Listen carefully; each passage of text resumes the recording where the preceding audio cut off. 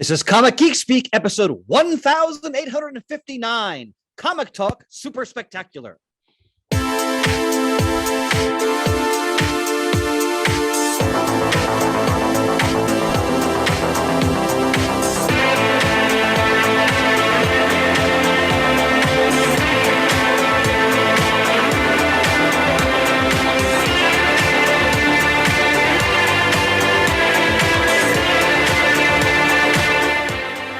Welcome to Comic Geek Speak. I'm Ian Levinstein. I'm Shane Kelly.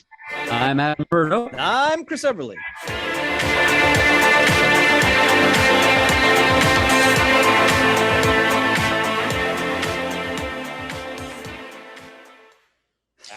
Even Batman likes to jam. You're damn right. You're damn right. Even Batman likes to jam. And I figured once again, 80s style theme for a summer spectacular. Yeah. Gentlemen, it has been a few weeks. How the hell are you? Better than I see your face, honey. Well, shucks, darn it. Mm-hmm. Yep, we're still somewhat in the midst of our various vacations, but able to convene for a lovely comic talk on this fine August eve. Yes. You know what? When you said that, Krista, Ian, you should have went something like, good to see your face, honey. Yup. Gosh, yup. Buzzard in there. Yeah. Yuck. Well, we are all convened here for a wonderful, a lot of comic news and talk and conversation to be had because a lot of comic-related news. Yes, definitely. Comic-related. Very good point, Shane, because not a lot of comic talk, comic news to come out of San Diego Comic-Con, but there sure was a bunch of other stuff. And a couple of stuff afterwards, which we'll probably start off with. But first, of course, you, the listeners, yes, over at patreon.com/comicgeekspeak. We thank you so much for your continued support of the show. And Patreon just got a little bit of a change in look for any of you who may have noticed. Not too major, but it's easier now for those of you who have your own Patreon and also are contributors to a Patreon. Now you can switch back and forth a lot easier. So it's for anybody like me who has their own and are also contributing to people. Now they're separated out in a much easier to look at fashion, which you may notice if you're logging in and you are also the head of a Patreon. But yeah, we thank you so much for your continued support of the show each and every month. As I said on the syndicated comic timing episode, we are sometime in the not too distant future. I put the thought out there of doing a Q&A episode where we're gonna poll the fans and ask them to submit some questions for us to answer, and those who are patrons of the show will have dibs on that. Great idea, Levy Poo. So sometime in the not too distant future, probably early September, we'll get to cracking on that one, crack-a-lacking on that baby. But yeah, thank you so much for your continued support. And if you want to support my actions over at patreon.com/comic timing as well, that'd be great. But you don't have to, just a thought. And if you can't donate to the show, send us an iTunes review or just tell a friend. It's as good as anything else. Spreads the word and lets us know that you're listening. So thank you very much. Indeed. Okay, so. Sorry, my camera looks like it's droopy. Maybe it's tired. Maybe. Sleepy camera is sleepy. It's exhausted. I gotta go on again. Try tightening the bolt on the stand for a chain. Maybe. Yeah, it's a piece of Velcro against the wall. Okay.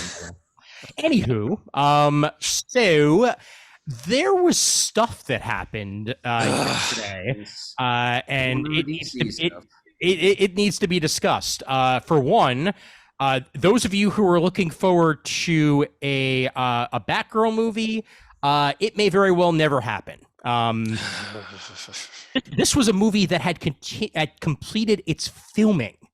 Like, let's let that sink in. It's not that this was a concept of a movie, yeah, or like a half-filmed movie. This was half-written, or half-produced. This was a fully filmed movie. The only thing that hadn't been done yet were the final edits and like CGI and stuff like that. Apparently, even work prints had been previewed. That's how far along this thing was. And Warner Brothers just decided to pull the plug. It was There are various sources. Some say it's due to quality. Others say that quality was not a factor.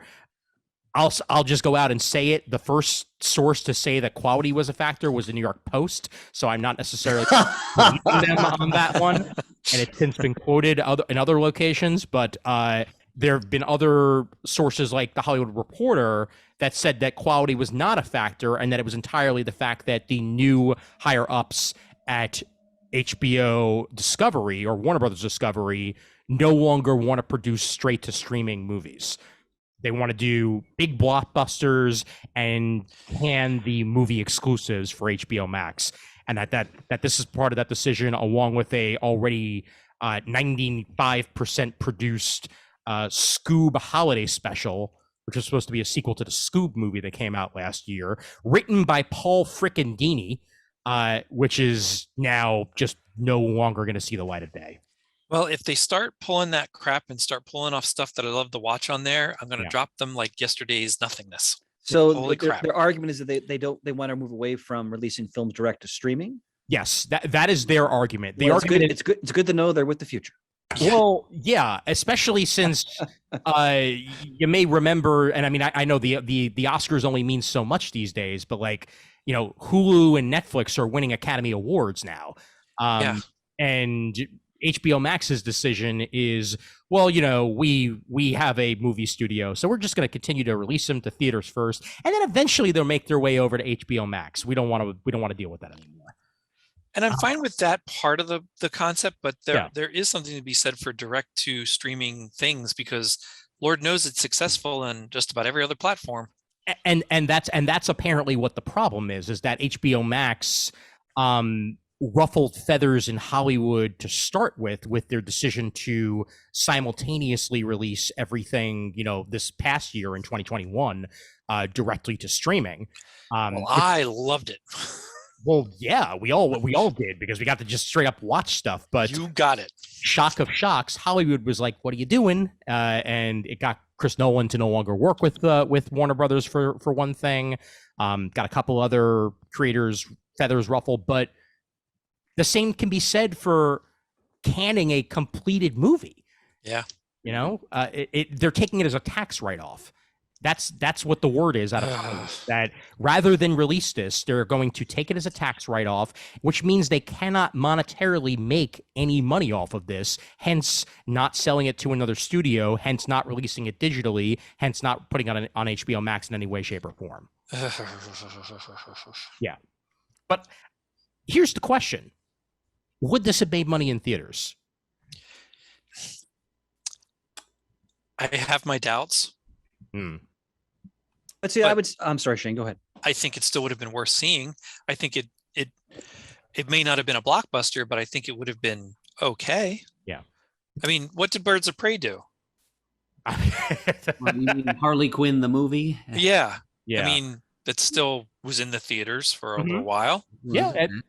I'm pretty sure the budget was $78 million, so that's their budget. That's their bar. That's their target. Yeah. Looking at the Birds of Prey movie here, the box office for Harley Quinn, Birds of Prey and the Fabulous Emancipation of one Harley Quinn, the mouthful of a title. Yeah. That made $201.9 million at the box office when it came out. And I think the production budget for that, taking a look at it here, was 82 to 100 million. So it's within the same range as what Batgirl was. And you can't tell me with Michael Keaton being in it that it still wouldn't have made at least its money back. But that's Go ahead, Murray. No, go ahead, Murray. Go ahead. It has the word "bat" in the title. I think that makes it bankable enough, in my opinion. That's all I've got to say. Yeah. What I find interesting is that I'm a dinosaur who still really loves to go to the movies. Having said that, yeah, it just, I mean, I'm speaking as a layperson when it comes to this, but it just seems to me that the streaming platforms allows us to see films that may either never get to the movie theater or die very quickly in the movie theater. Yeah. And this gives them an outlet where they can really grow and build an audience, and people can appreciate it and enjoy it. Right. And it just gives more sort of oxygen for movies like that. So if Batgirl could maybe excel more on a platform rather than like only being in the movies for a couple of weeks or a month. Yeah. To me, that's a win. Well, I guess they didn't consider a win for themselves, but right. I just, like, for example, I'll talk about this later on, but the Gray Man on Netflix, the Russo brothers film. Yeah. I really wanted to see that in the movies because it's an action spectacular. So I went to a theater like 40 minutes away that was playing it for like a week or something like that. Yeah. And I'm glad I did, but a lot of people don't want to do that, and then they can watch it on a platform. I don't know. I just do you think it has anything to do with the way the contracts are written up for people to make residuals that they don't on streaming services? It's an excellent question that you brought. Great question. It's an excellent question that you brought that up. I was actually just listening to a review of Gray Man. I haven't seen it yet, but the film cast did their review of it, and they mentioned actually about why that was the most expensive movie Netflix ever made. And it's because of the fact that these stars were not getting back-end residuals. That Gray Man was, for the most part, not being. So they had to pay them more upfront. Exactly, they had to pay them more upfront to get people like Ryan Gosling and Chris Evans in it, and tons of other people that are in the movie. They have to give them those sort of upfronts. But here's the thing that I don't think enough people are talking about. This movie was scheduled to come out this year. That was the initial plan. Oh. Yeah. At least that was the initial plan, and it was still on the slate for this year. However, as you said, Shane, who's playing Batman in that? Michael Keaton. Exactly. What movie is not coming out this year? Flash. Exactly. I guarantee you that also factored into this, and they don't want to talk about it because they don't want to talk about the fact that they're still thinking about, is the Flash movie even going to ever come out? Because of the the allegations against its star. They've had to push it back 4 times now, and frankly they're probably gonna have to go back to the drawing board and refilm a decent amount of that to get Ezra Miller, or at least explain why Ezra Miller will no longer be the Flash by the time that movie comes out. I don't know. It's not enough outlets were talking about that, I feel like, because that is a reason to at least delay it. Yeah. But outright cancel it, no. And sadly, all I want to see out of it is Michael Keaton as Batman. The other thing, it had J.K. Simmons back as Commissioner. Right. Oh, wow. Yep. Yeah. And we barely got any J.K. Simmons Commissioner in Batman v Superman, so that would have been great. Was he going to be in Flash? I know he was going to be in Batgirl. Was he going to show up in Flash? Did they say? I'm not. Was it anywhere? I'm not sure about that actually. But yeah, J.K. as Gordon in Batgirl, man, I was all for it. Yeah, it's just there's a major disconnect between WB and creators and even the fans right now, because I'll outright say this, and I'm sure some of our listeners won't be happy that I'm saying this. They outright caved on the Snyder edition of Justice League, and released that for fans, and it did well for HBO Max. But they did outright cave on that one. It was their decision to redo the director. They did that, and then they released another version of it. That's fine, but I feel like there's like 4 different edicts when it comes to DC and Warner Brothers right now, and they've got like 7 different universes running at the same time. There's a crisis on Infinite universe going on right now, and that's fine if you're building to a crisis movie, but they're not. They're not building towards anything except collapse. Exactly. And the perfect example was San Diego Comic-Con. Sort of springboarding off of that. The movies that were discussed at San Diego Comic-Con for DC were only this year's movies. They did not discuss anything outside of that, except for a brief mention that Batman 2 was happening, but we already know that. Yeah. They showed the trailer for Black Adam, or a new trailer for Black Adam. They showed a trailer for Shazam 2, and that was it, which is was confusing me at the time because they have more stuff on their plate. Why aren't they talking about it? But of course, the answer is, Aquaman's out there. There was news that came out of the Aquaman movie, which surprised me, which is probably also related to the Flash. I don't know if you guys heard I'm not. the week that came out on that. Ben Affleck will be in Aquaman. Yeah, I did hear that. Oh, Yeah. It may even just be a scene or two, but what I think they had to do is they had to refilm Michael Keaton because that movie's coming out before The Flash. Yeah, quite possibly. Yeah. So hopefully it's not floundering. Oh boy. Shane. Try the veal, Shane. Try the veal. You stepped into the 11 scene role there for a minute. Tip your waitresses. I'm here all week. Exactly. Oh man. But whether it's good or whether it's bad, I wanted to see the damn Batgirl movie. Yeah. The costume looked great. The cast was interesting. It was by the creators, the same guys who did the Ms. Marvel show, which I actually really enjoyed. I have to finish that. I've only gotten 3 episodes. God, I love that show. Oh. Yeah. But yeah, it's incredibly disappointing in all Very ways. much so. And I have no idea where DC's going next. I have no idea where Warner Brothers is going next. You know, as much as I've liked a lot of what Warner Brothers has put out over the years for DC, there's a lot that they're just a mess on too. Yeah. So I'm not surprised that it's still a mess. Has there been any talk of something with Superman in the films coming up? See, it's funny you mentioned that. There was scuttlebutt and rumors going up to San Diego Comic-Con that there was going to be an announcement, and then there was nothing. And frankly, I'm not surprised because... What about the whole Michael B. Jordan as Superman? Is that just a rumor or... Still just a rumor. Backburnered at this point. Yeah, exactly. Even if it was to be happening, we haven't heard anything about it. So if it is going to be happening, I'm probably not going to hear for another 2 or 3 years about that, if anything at all. It's just, it's complicated. It's hard to be a fan of DC, especially since even their shows are slowly ending. Most CW shows are concluded. The Flash, it was announced that season 9 will be the final season of the Flash with a 13 episode season. Superman and Lois is still around, and everything on Max is still around for the most part, but yeah. Legends ended. They have that new Batman show that is completely separate. That's not even a Batman show. It's like the Gotham. Yeah, Gotham Knights or Gotham. Something like that. Yeah. Got some interesting characters in it, but it's also kind of looks like it was a fan production. Not Gotham Knights. Gotham Knights is the video game. Let me see. Gotham at Night. Gotham Until Dawn. I don't.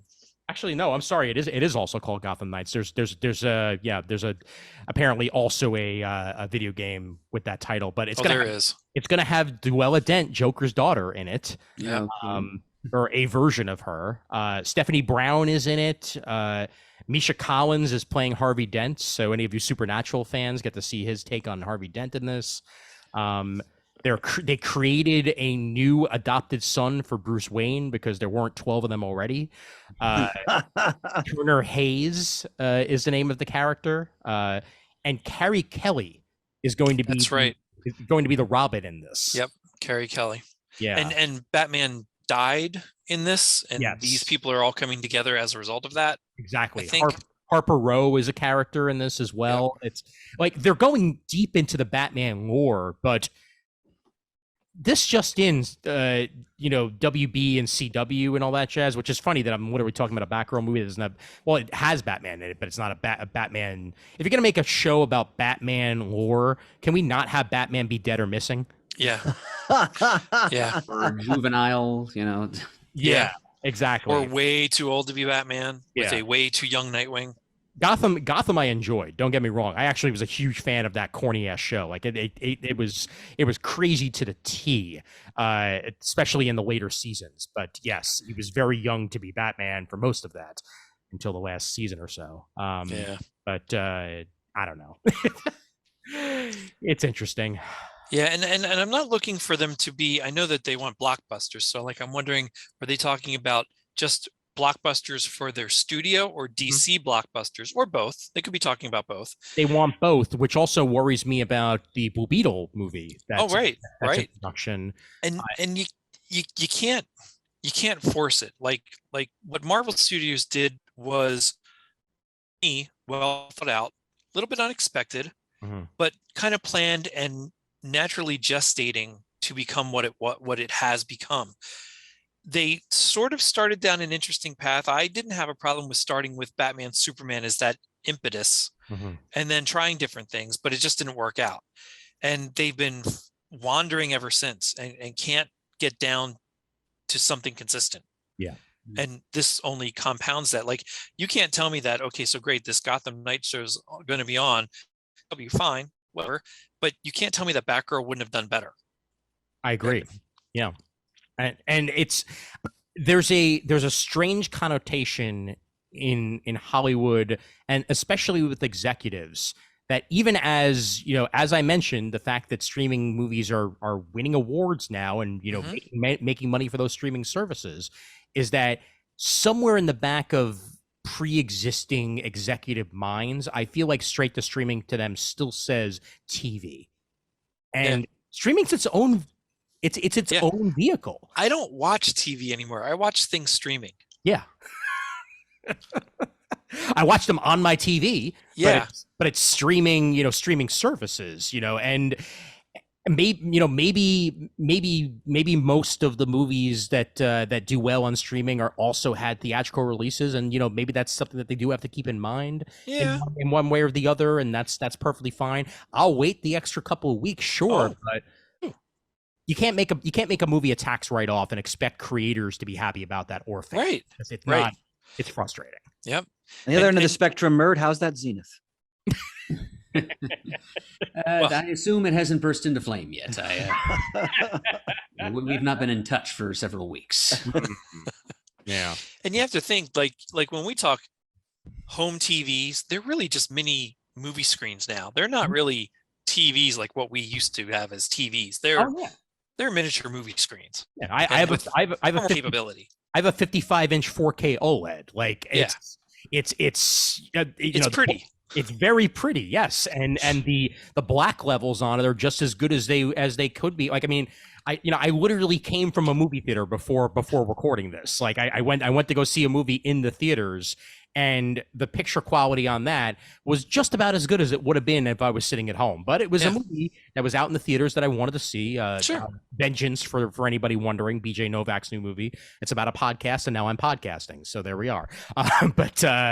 It's all about the experience more than anything else. Yeah. All right.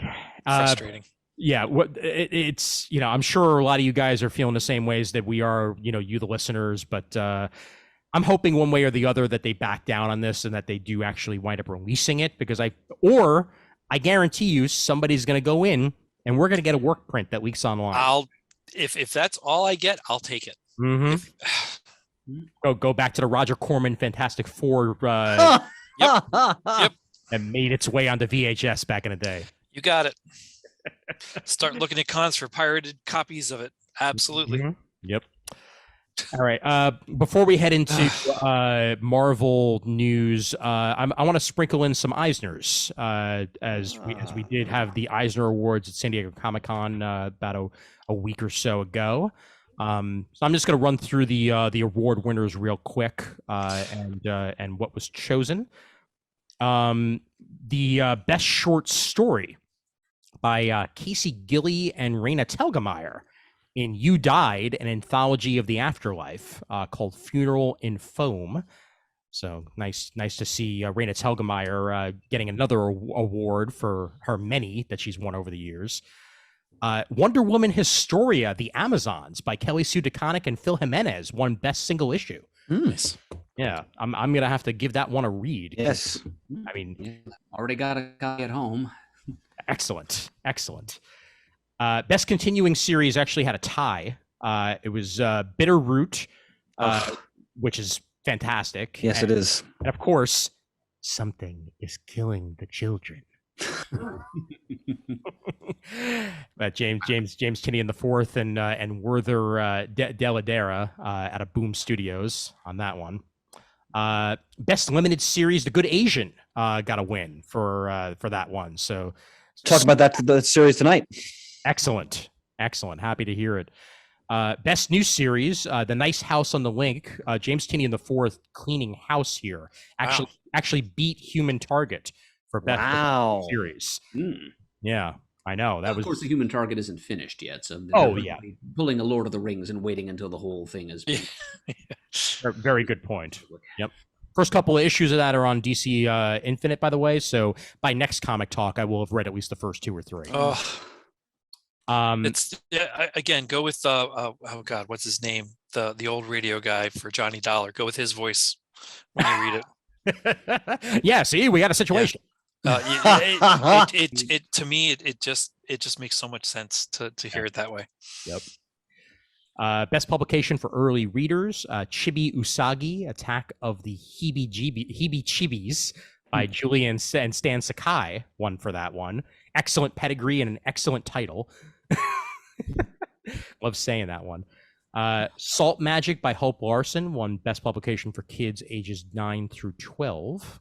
And that's another one that I've been keeping my eye on because I've been hearing some very nice things about that. And look at the gorgeous cover for this. Absolutely, it's wonderful. Kind of has like a old pulp vibe to it. Yes, it sure does. Yep, very, very nice. All right, best publication for teens, Legend of Annie Poe, out of Penguin Random House, won that one. I'm not going to read all of these. The best anthology, I will mention, You Died, an anthology of the afterlife. That's another one that I've been hearing terrific things about that I might have to just pick up a hardcover of or a soft cover in one way or the other. That's Kel McDonald and Andrea Purcell out of Iron Circus. Also nice to see an indie like Iron Circus getting a Eisner nom. You'll be happy to know the Black Panther Party, A Graphic History, which I have sitting on my shelf that's waiting to be read, won best reality-based work. And it's stunning and it's amazing. And this? Yes, that, Chris. Well done, my friend. I picked it up back at New York Comic Con, and I've been waiting. Yeah, I started reading it. I actually got it from my high school library where I work. It's excellent. It's David Walker. So yes, and I'm sorry. No, please. And the artwork by I'm sorry to put it down here. Marcus Kwame Anderson, fantastic. So interested in the history of the Black Panther Party, and this book goes in depth. Like this is a study. Yep. Of the whole history of the party and its roots and consequences. It's wonderful. So I haven't finished it yet, but excellent. We had Monsters by Barry Windsor Smith pick up best graphic album, new graphic album, and Run Book One won best graphic memoir. Let's see, scrolling down a little bit further. Let's look at trying to find best writer. Here we are. Best writer, James Tynion IV. Beat out Ed Brubaker, Kelly Sue DeConnick, Ram V, and Felipe Melo for this one. It is definitely James Tynion IV's year. I'll say, yeah. And I mean, he's all over the place in comics, and he's doing a great job with not even just Something Is Killing the Children, but also, the Joker, Batman, The Nice House on the Lake, which is one I've been meaning to read. That's a new Black Label book. Best writer artist was Barry Windsor Smith. Best penciler inkler, Phil Jimenez for Wonder Woman Historia. Yeah, I gotta read this damn book. What's the Wonder Woman book called again? Wonder Woman Historia. Okay. In fact, here's the cover of book 3 for you. It's this one in particular. They chose the one that Nicola Scott is a tremendous artist. Oh, it's a different artist for each issue. Oh, wow. Jimenez was on the first one. Yep. And that just makes me want to read it even more, knowing that they got some excellent artwork all throughout the series and nice. In trade yet, that story? I don't think so. No. If not, it should be soon. Okay. That's what I'm kind of waiting for on that one. Yeah. Let me see. Wonder Woman Historia of the Amazons. Because I definitely want to read that. Search that. Does an Amazon link come up? And the answer is no. It just comes up with the main one. I'll keep an eye out for that for you. And moving over to best comic related book, All of the Marvels by Douglas Woke out of Penguin Press won for this one. And that beat out True Believer: The Rise and Fall of Stan Lee, which we discussed on this show, I believe, at one point or another, in previews at least. I read it. I took a bullet for the show and read that. Yeah. Yes, I remember that. Yep. Yeah. That didn't deserve an Eisner. Yeah. Well, it did win, so that's what matters. Yeah. What did deserve a nomination and did not win this was the Fantastic Four #1 panel by panel, which Abrams Comics Art put out by obviously Lee and Kirby, but also Chip Kidd and Jeff Speed. Oh yeah, I've seen that's beautiful. Yep. It's great to hear that a grandmaster like Barry Windsor Smith got an Eisner nod. That's wonderful. Oh, absolutely. Yeah, that he got 2 of them for that matter. Yeah. That's terrific. I'll finish things off with the best webcomic and best digital comic. Best webcomic went to Lore Olympus by Rachel Smythe out of Webtoon. And then best digital comic, Snow Angels by Jeff Lemire and Jock. And that is a damn good choice. Comixology Originals knocking it down the park with everything they're putting out. I got a few more that I got to read. But meanwhile, Marvel. I'll say. Phase 5 and 6. We have the full Phase 5 and 6 as released at Comic-Con.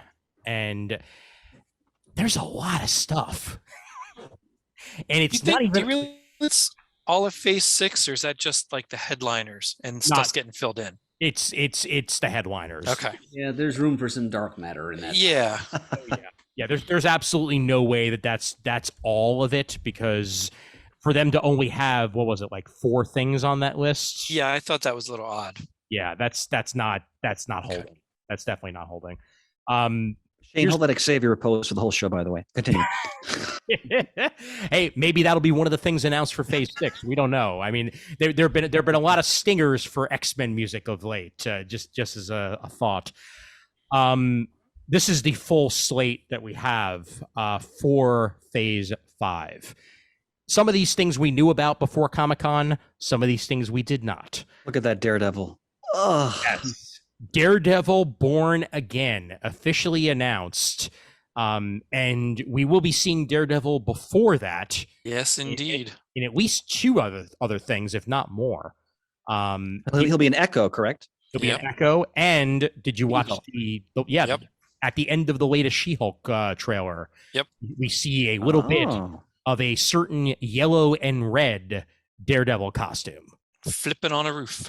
See, what I find interesting is that this is going to be a longer TV show, right? Like it's going to be more episodes, correct? Yes, I believe 18. And it's supposed to be their first comedy, I think, if I read that right. Wait, no. He's talking about Daredevil, not She. Yeah, I meant She-Hulk. Yeah, no, Daredevil. Yeah, that's okay. So what I'm wondering is the third season of Daredevil incorporated elements of Born Again into the story. Yes. So are we to understand they're not like, do those previous seasons exist? That's what I'm asking. Or is that not clear yet? I don't think we know that yet. I don't think we know that yet. I believe the answer is going to be yes. I hope so. And I also believe that Marvel loves to use the titles of books and not necessarily follow the story of them. So, no, that wouldn't surprise at all, because really what they've been doing, as I'm sure we all know, is that they've taken a variety of storylines that then influence whichever vehicle they're using them in. So, which sometimes can be very satisfying. So, yeah, I'm not expecting a straight interpretation of Born Again. Yeah. But I think is it 18 episodes? Did I hear that correctly? 18 episodes. You got it. Yeah, it'll be 18 episodes. And they haven't announced the cast yet, but from the sounds of it, most of the original cast will be returning. I would hope so. Yeah. It's a great cast. Oh, it's terrific. I can't imagine anybody else playing Foggy Nelson in my head. No. Right. No, me either. Yeah. Or Karen, for that matter. Or She's Karen. fantastic. Yeah. Terrific. Absolutely. But to round out the slate here, it's Ant-Man and Wasp, Quantumania, the Echo series, Blade is on the Phase 5 list. Blade. Yeah. Can't wait to see that. Mahershala Ali as Blade. That's it. Can't beat that. That's it. Come on. Daredevil Born Again, as mentioned. Secret Invasion will be a part of Phase 5. That's already filming. And that's the TV show. Yes. But then later, Loki season 2, Ironheart, the TV show Ironheart will be premiering in Black Panther: Wakanda Forever. So we'll be getting our first taste of her in that. Captain America: New World Order. I can't even imagine. Does that mean white Martians are going to invade? No, I'm just kidding. No, I think that means that that Hulk Hogan, Scott Hall, and Kevin Nash are going to walk. No, well, yeah, I don't know. I imagine it's going to be some sort of takeover movie, but oh yeah, who they're going to wind up having as the main villain, we can only imagine. Because I don't think it's going to be Baron Zemo, because he's probably going to be busy with what's on the bottom of this list. Yep. But Guardians of the Galaxy Volume 3 finally having a official release. They actually put the trailer out at San Diego Comic-Con. It hasn't actually been on the internet yet, but it will be soon. I hate that. I know. The Marvels, which is, another thing I'm really looking forward to. Yeah, I'll say. Agatha, Coven of Chaos. Wow. It was her all along. Yep. Yes. Yep. This has to lead into Doctor Strange 3, which hasn't been announced yet, because I guarantee you whatever happens in that is gonna have to, for one thing, if Clea doesn't show up in Agatha, like I would be disappointed, because to have her be introduced and then not have her then show up for like 3 years Yeah. time wise, not a good idea. And Thunderbolts. Now I'm really interested to hear the cast. Yep. MCU villains are going to be drafted for this. Yes, especially since from what they were trying to say in the panel, Murd, they were trying to say a new team of heroes known as the Thunderbolts.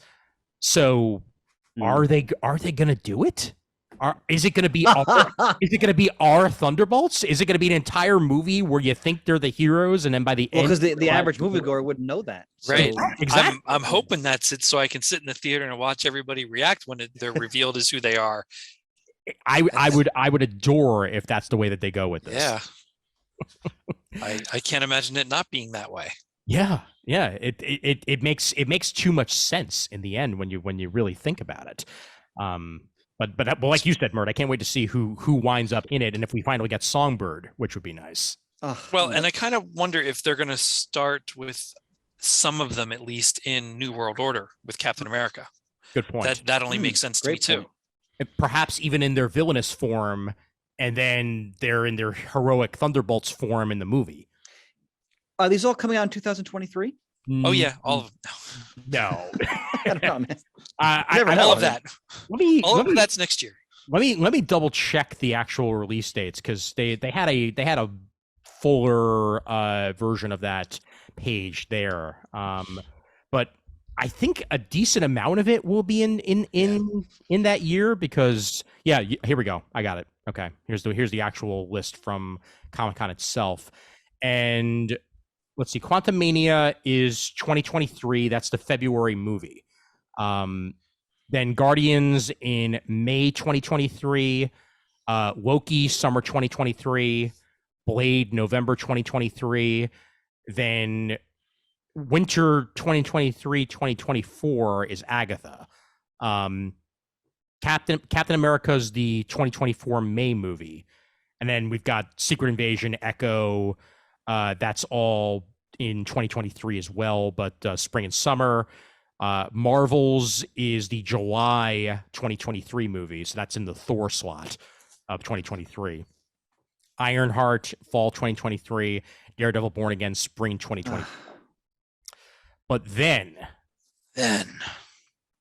there are a bunch, and you can even see here. Okay, so yeah, I didn't see the in-between spots there. Yeah, there are a bunch of movies that have not been announced that will be filling this.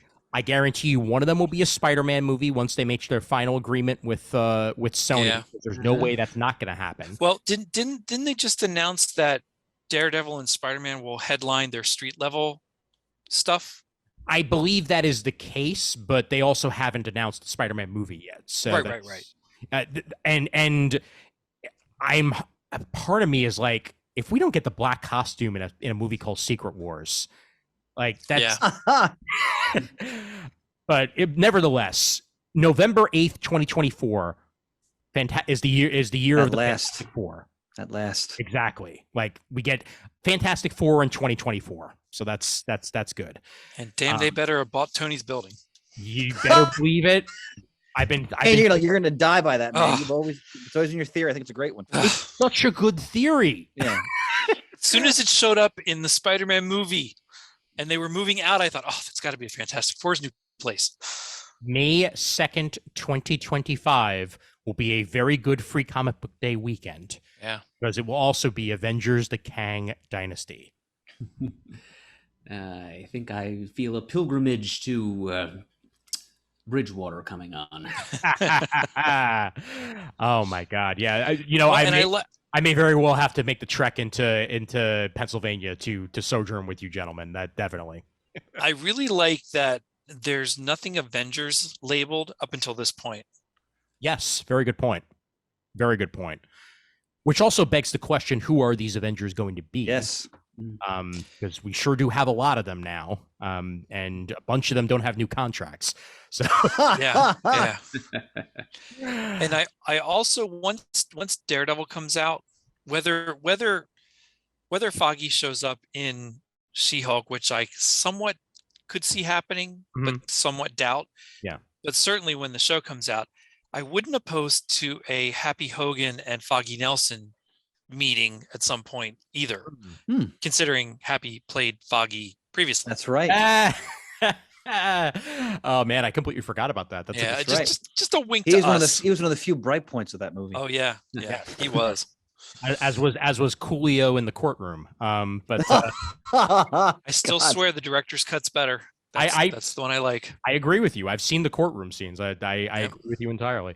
But let's see. 1, 2, 3, 4, 5, 6, 7. There are 8 slots. And that's TV shows too. Well, yes, exactly. But all of those have yet to be announced. We don't know if and when there's going to be a Ms. Marvel season 2. I assume that would probably be part of this in one way or the other if that gets announced. But Avengers: Secret Wars will be finishing everything off in what has been dubbed the Multiverse Saga. Yep. On November 7th, 2025. You're going to see all kinds of dead people come back. You better damn well believe it, because perhaps a few new living people not yet seen under the Marvel aegis. Yep. Yeah. Yes. Thinking a couple of those slots are going to be filled with the letter X. You're damn right. Yep. Yes. And I think you may even very well get a combination of old actors that you'll only see for the last time and new actors that will be Marvel's upcoming versions of said characters. Yeah. See, I kind of thought they would do that with the Endgame, just let the Infinity Gems, the reality gem, whatever, reset reality, and suddenly everybody regenerates Gallifreyan style into new actors. But they didn't take that opportunity. Maybe they'll do it this time. Very, very nice Doctor Who. I had a theory, and they didn't do this, but I still think it would have been hilarious if they had decided to do this. That at the end of Endgame, Wanda would get a hold of the gems and say more mutants. And then suddenly we would have the X-Men, like complete reverse of the comics. And that's how they would show up, but not the way they went about it. But I think Secret Wars, it's called Secret Wars #1. So we could get a combination of the, Doctor Doom's Secret War. He's obviously going to be introduced in Fantastic Four one way or the other. So we'll have him in God, I hope they do him right. God, I hope they do him have a solo project at some point. Possibly. Doom. The face of Doom. Perez. You may be right on the solo project, Murd. I'm not entirely sure, but if he does, it'll probably be a Disney Plus show, I'm guessing. How dare Doom not merit a solo project? Doom bends for no team. But Secret Wars could be Secret War meets Secret Wars meets possibly what I wanted to begin with, and get ourselves some Avengers Forever thrown in there too for good measure. Well, Ian, like I said before, they liberally borrow storylines and kind of throw them all together. I mean, when I want to talk about Miss Marvel later. I won't spoil it because some of you haven't watched it yet, but they did that very much in that show. Oh, absolutely.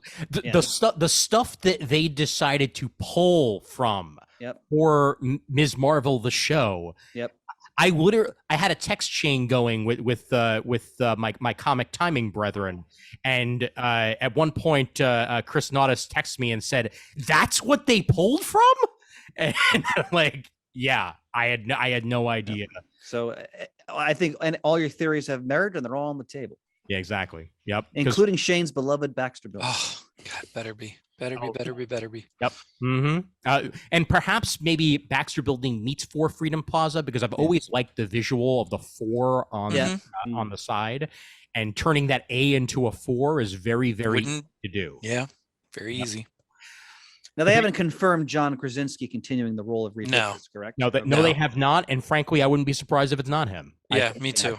I think that was a good throwaway, and they don't have to. Yeah. And if it ends up being just a throwaway, then I'm happy that it was, and it was exciting and fun to watch. I just think he'd be great in the role. Oh, I don't disagree. Yeah. Now, another thing of note, you mentioned characters coming back for the roles. We could also very well see some of that in Secret Invasion. And it may not even be the characters. Oh, right. Because they be Skrulls, baby. They be Skrulls. Like, you could do anything you want with that, pretty much. Good point. Yep. Mm-hmm. But Levinstein just on fire. If Avengers: The Kang Dynasty ends the way I want it to, which is after everything, whatever happens in that movie, whatever Kang does in that movie with Immortus, it's going to happen. But if Kang and Immortus wind up doing what they're going to do in that movie, and we don't have at the end all of the original Avengers in their original costumes standing there and being like, what just happened, or something like that, then something's gone wrong, and that's not does not compute. We need to see them one last time, and that's how it's going to turn out. But so it goes. So can we talk about the Black Panther trailer? Yes, we very much can. Yes, we very much can. Black Panther, Wakanda Forever. Let me tell you, I when I watched that for the first time, and they start with the Bob Marley cover. Oh yeah, which I found very powerful. Mm-hmm. And then the imagery they chose. If this movie is half as good as this trailer is, it's going to be an epic, tremendous film. Mm-hmm. And I got to tell you, when you see Namor, oh my God, you go, wow, they're going all in. Like, yeah, it's Namor. It's not like, well, we're going to kind of do Namor, but not really. No. It's Namor. Like the green trunks, everything. I mean, I was just, my mouth was hitting the floor at the visuals that they were showing us here. Oh, look at those trunks. Look how green those trunks are. But pretty green. Yep. Yeah. It just, if you pan down, you will see that there are wings coming from those. I mean, there's the moment of the trailer that really affected me was when they kind of show like the messianic birth of Namor, and like they're holding up the baby, and you see like the little wings coming out of the ankles, and just everything they showed in that trailer, like the Dora Milaje leaping down to do battle with Atlantean warriors. Yeah. This is purely a guess, but to me, the greatest Black Panther story ever put to page was a Priest Valuo Stormon Drang story, Black Panther. It's in the 20s of that series, where it's all about Wakanda and Atlantis getting involved in a confrontation. And Priest explores the geopolitical realities of Marvel nation states, Latveria, then Genosha was around. Yeah. Atlantis, Wakanda, and the diplomacy and the intrigue. If they borrow from that story, which I think is the greatest Black Panther story ever put to page, like I said, wow, we're in for a hell of a ride. Didn't I read where they're not Atlanteans in this? That they're not even calling it Atlantis? It's Namor. I don't know. I don't know. But it's not Atlantis. I don't know if I heard that. It wouldn't surprise me, just because, there's another, Aquaman beat them to it, basically. Even though Atlantis itself is, just Atlantis, like it's hard to trademark Atlantis. I read that they're going to be somehow connected to the Aztec culture, I think, something like that. Sort of makes sense. Already. He looks. What's that? But What's that, Mert? I'm hating that idea already. I said I can't say for Namor had sure. Atlantean culture locked down in the comics, at least 25 years before Aquaman had anything to do with Atlantis. Sure. Yeah. You remember, the Golden Age version of Aquaman was not Atlantean at all. He was the human son of a marine biologist who genetically engineered him to breathe water. See the classic Aquaman spotlight on CGS. Yeah. Now, apparently, the name of the world that the underwater kingdom that he rules, as revealed by the back of a toy, because this is how things get revealed now, is Lego. It is the back of Legos. Yeah, Exactly, you're absolutely right about that. Ruin everything. The nation state is called Talocan. It's an underwater kingdom. We don't know much more other than that, but that is described in several Aztec codices as a paradise ruled over by the rain deity and his consort. So that appears to be what they're using instead of Atlantis, is Talocan.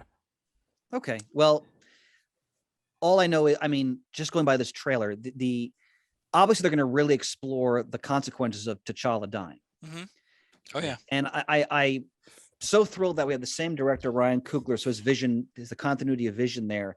And I you know, the fact that I'm guessing not going to ignore or run from the fact that, you know, T'Challa's dead. Yeah. Yeah. And, No. you know, and they're going to pursue, no doubt, all the ramifications of that. I'm deeply excited for this movie because I just, it looks to me like they're going to swing for the fences. Yeah. And to bring in the Submariner, and I mean the images you see, like the whales and like the trappings of his office, and like it looks incredibly impressive visually. It really does. Now, so I can't wait to see this. Who do you all think is going to end up being Black Panther? I was wondering that myself. See, that's a good question, and there have been a couple of theories that have been floated out there. Whether or not it's going to be Shuri, whether or not it's going to be Shuri and someone else. I did think Shuri, but I don't think at least her and someone else, if not just somebody else. She'll be some other character. I'm sorry, Shannon. I didn't mean to No, cut you that's off there. Originally, I just assumed it was going to be Shuri, but I think in some ways it'd be even more impressive if it was Lupita Nyong'o character. Oh yes, Nakia, right? I Is thought that her name? It's one of the Dora Milaje. He had the Okoye and Nakia. Yeah. Yeah. So that also wouldn't surprise me as well. Clearly, I think that's the Submariner in the haze there in that image. Yeah. That this Black Panther's fighting, but I'm you know what, Shane, I'm really not sure now, and that's part of the fun. Like, I really don't know where they're going to go with that. And I'm not sure that that's a female that we're seeing. I'm like, well, Sure, looks like it. Well, if you notice in the trailer, at one point it looks like M'Baku was the Black Panther. The man ape. But now remember, in the original movie, he wanted to become the Black Panther. Yeah, so it would stand to reason that at some point maybe he does fulfill the role. But if that's the case, I doubt he's going to be like the long-standing culminating one at the end of the film. And Chris, can we mention just how Priestian this outfit looks? Like, this is completely Christopher Priest's Black Panther costume. Sal Voluto, the great artist and bulk of that run. Yeah. By the way, that reminds me, since we're talking about this, Pants would appreciate this. Gentlemen, I bought my Black Panther Grail page. Really? Yeah. Wow. So I'll put it up on the screen as much as I can. It's hard to see, but I can't see it at all, really. But yeah, what's the go up close to the camera and then pack up from there. Yeah. Okay. Oh yeah, that helps. Wow. Oh, so beautiful. So this is Black issued 27, I think. And this is the great scene. It's almost it's when Storm and T'Challa share an intimate moment in front of his previous lover, Monica Lynn, who's crushed by that. But it's a modern page, so there's no word balloons. But the only word balloon at the bottom is where he whispers to Oreo, and he admits that he's afraid. He's a man. It's a tremendous page, and you know what? I hadn't bought original art in like 5 years. I'm like, you know what? Let me go online and see what's the Black Panther, and it just came up, and it was, not cheap, but it was affordable, and it's being framed as we speak. Nice. So I got my Grail page. That's awesome. Chris. Thanks. Very nice. Sheer serendipity. Oh my God! Did you say that it was page 17? No. Sorry, because I managed to find another page from that very same issue online, so I just wanted to see whether or not issue. I should know. I should have this memorized, and I don't. It's issue 27, page 17.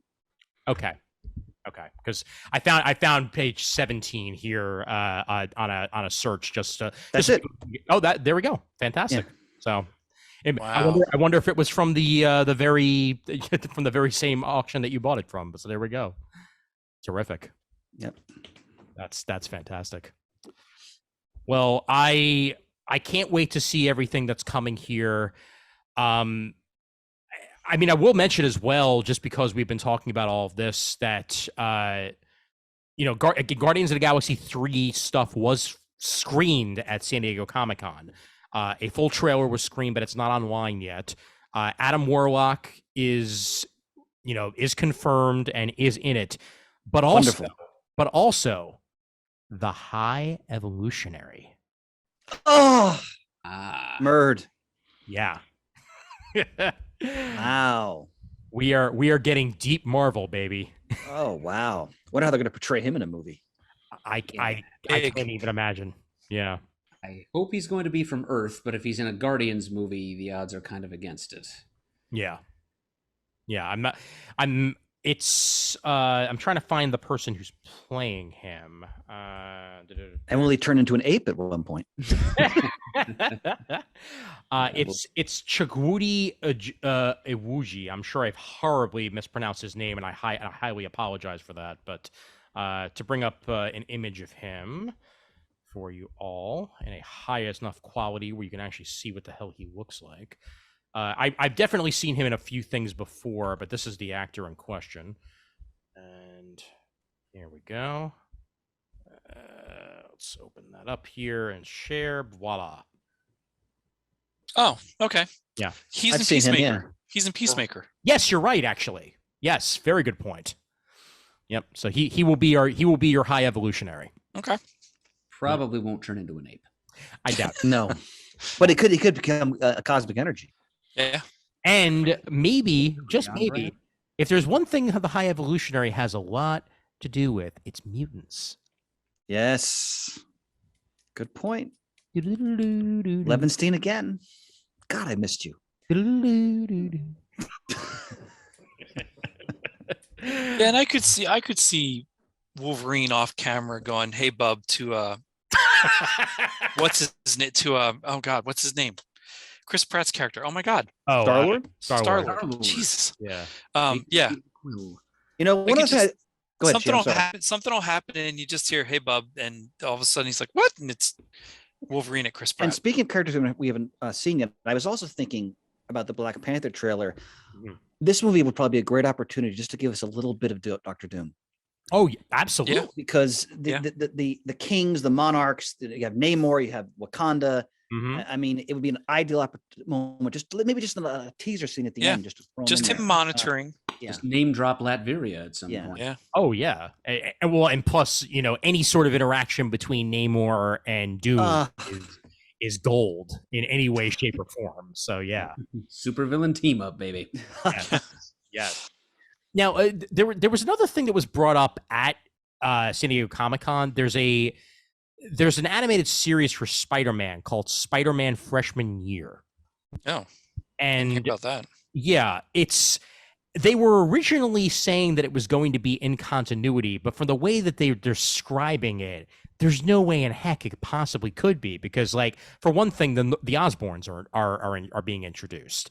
So if it is like, how Spider-Man got started, and the fact that Spider-Man had no idea who Norman Osborn was in No Way Home, that's muddling the waters a bit too much there. So maybe it's another world in the multiverse. Is it freshman year of high school or college? I believe it's supposed to be his freshman year as Spider-Man. Okay. Yeah. So that's it could be freshman year as Spider-Man now. That's also possible. Yeah. If I that's the case, then it might make a lot more sense. But like, we don't know exactly how much people do and don't remember. Yeah, that's true. Apparently, Charlie Cox will be showing up as Daredevil in it.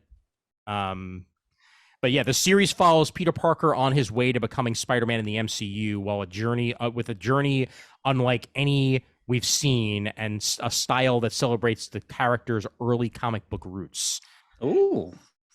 The actual animation style in this, wow! Look at these designs. Oh, look at that.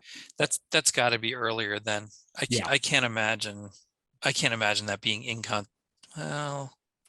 Yeah, this is what Daredevil is going to look like in. And when is this show coming out? Supposedly sometime this year, I believe. Oh. Ooh. Yep. Love the Doctor Strange. I like that Doctor Strange quite a bit. Yep. Now is Benedict coming back for that? That's a good question. Very good question. That is Norman Osborn, baby. Wow. Oh yeah. Yep. And even some other supporting characters, Bentley Whitman. But that's basically yeah. So I'd say this has to be off on its own. There's no way. This class of 20. Just move that picture a little bit to the left. Yeah, sure thing. I'll get right on that. But I love the general art style they chose. Oh yeah, absolutely. Yeah.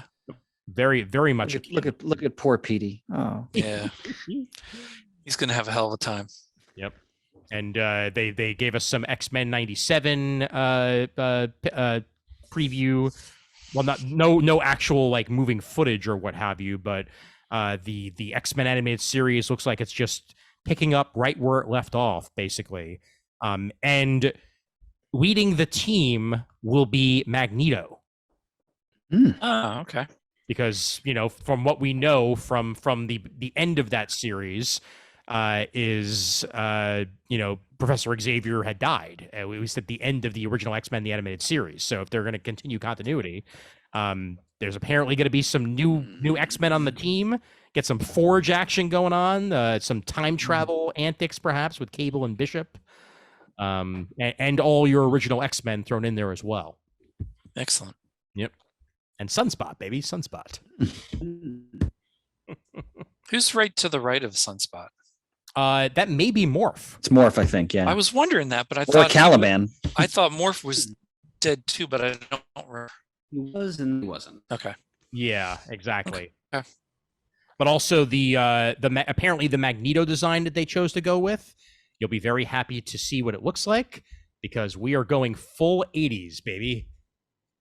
Oh, the big M on his chest? Oh, the big M on his chest. Oh, wow. Oh, wow. We didn't go full 80s. Holy mackerel. Wow. See, you wouldn't know he was Magneto unless there was a big M to tell you who he is. That could be massive. It's true. It's true. It could be Mo. It's not. It could be Mo. His name is Mo. Wow. Hey, Mo. Hey, Mo, what do we do? I don't know. Oh, man. Let me clank some metal together. Looks like you should be online for Studio 54. Holy mackerel. Exactly. Yep. And just to go back to DC for a moment, what we did see from Shazam 2 in the trailer, I love the new costumes. I think that they're streamlined very nicely. We get some more of the Wizard Shazam, which I wasn't expecting, and No, me either. overall, I had so much fun with that first movie. I'm Yeah. completely stoked for what we're going to see in Shazam 2. Yeah, me too. Yep. But it doesn't matter how many times they tell us there's not going to be a crossover between Shazam and Black Adam. We don't believe you. No. No, I'm sorry, we don't. No, there's nothing planned. Like, come on. They both have giant lightning bolts on their chest. Let's be From the same god. Exactly. Let's be realistic here. Come on. People. Has anybody go out and see Super Pets?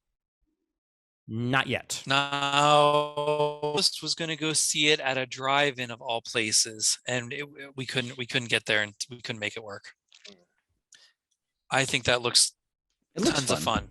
Oh yeah, it looks adorable. I think I may very well go see it on if I have some time to myself when I get back from Florida. I may jump into the theater and You got that great monthly deal with your movie theater, right, honey? that is very true. Yep.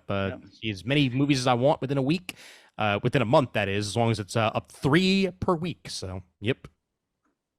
Well, if I may, I just want to shout out a couple films that are kind of geek adjacent that Sure. I saw recently. Sure. I mentioned before I did go and see Gray Man in the theaters. Mhm. And again, that's if listeners know, that's the Russo brothers, of course, of Winter Soldier and Avengers fame. It's this spectacular espionage action sort of set piece that they directed, starring Ryan Gosling, Chris Evans, Anna de Armas. Is it Jessica Henwick? Yeah. Mhm. Colleen Wing, who's another great actress. Really fun.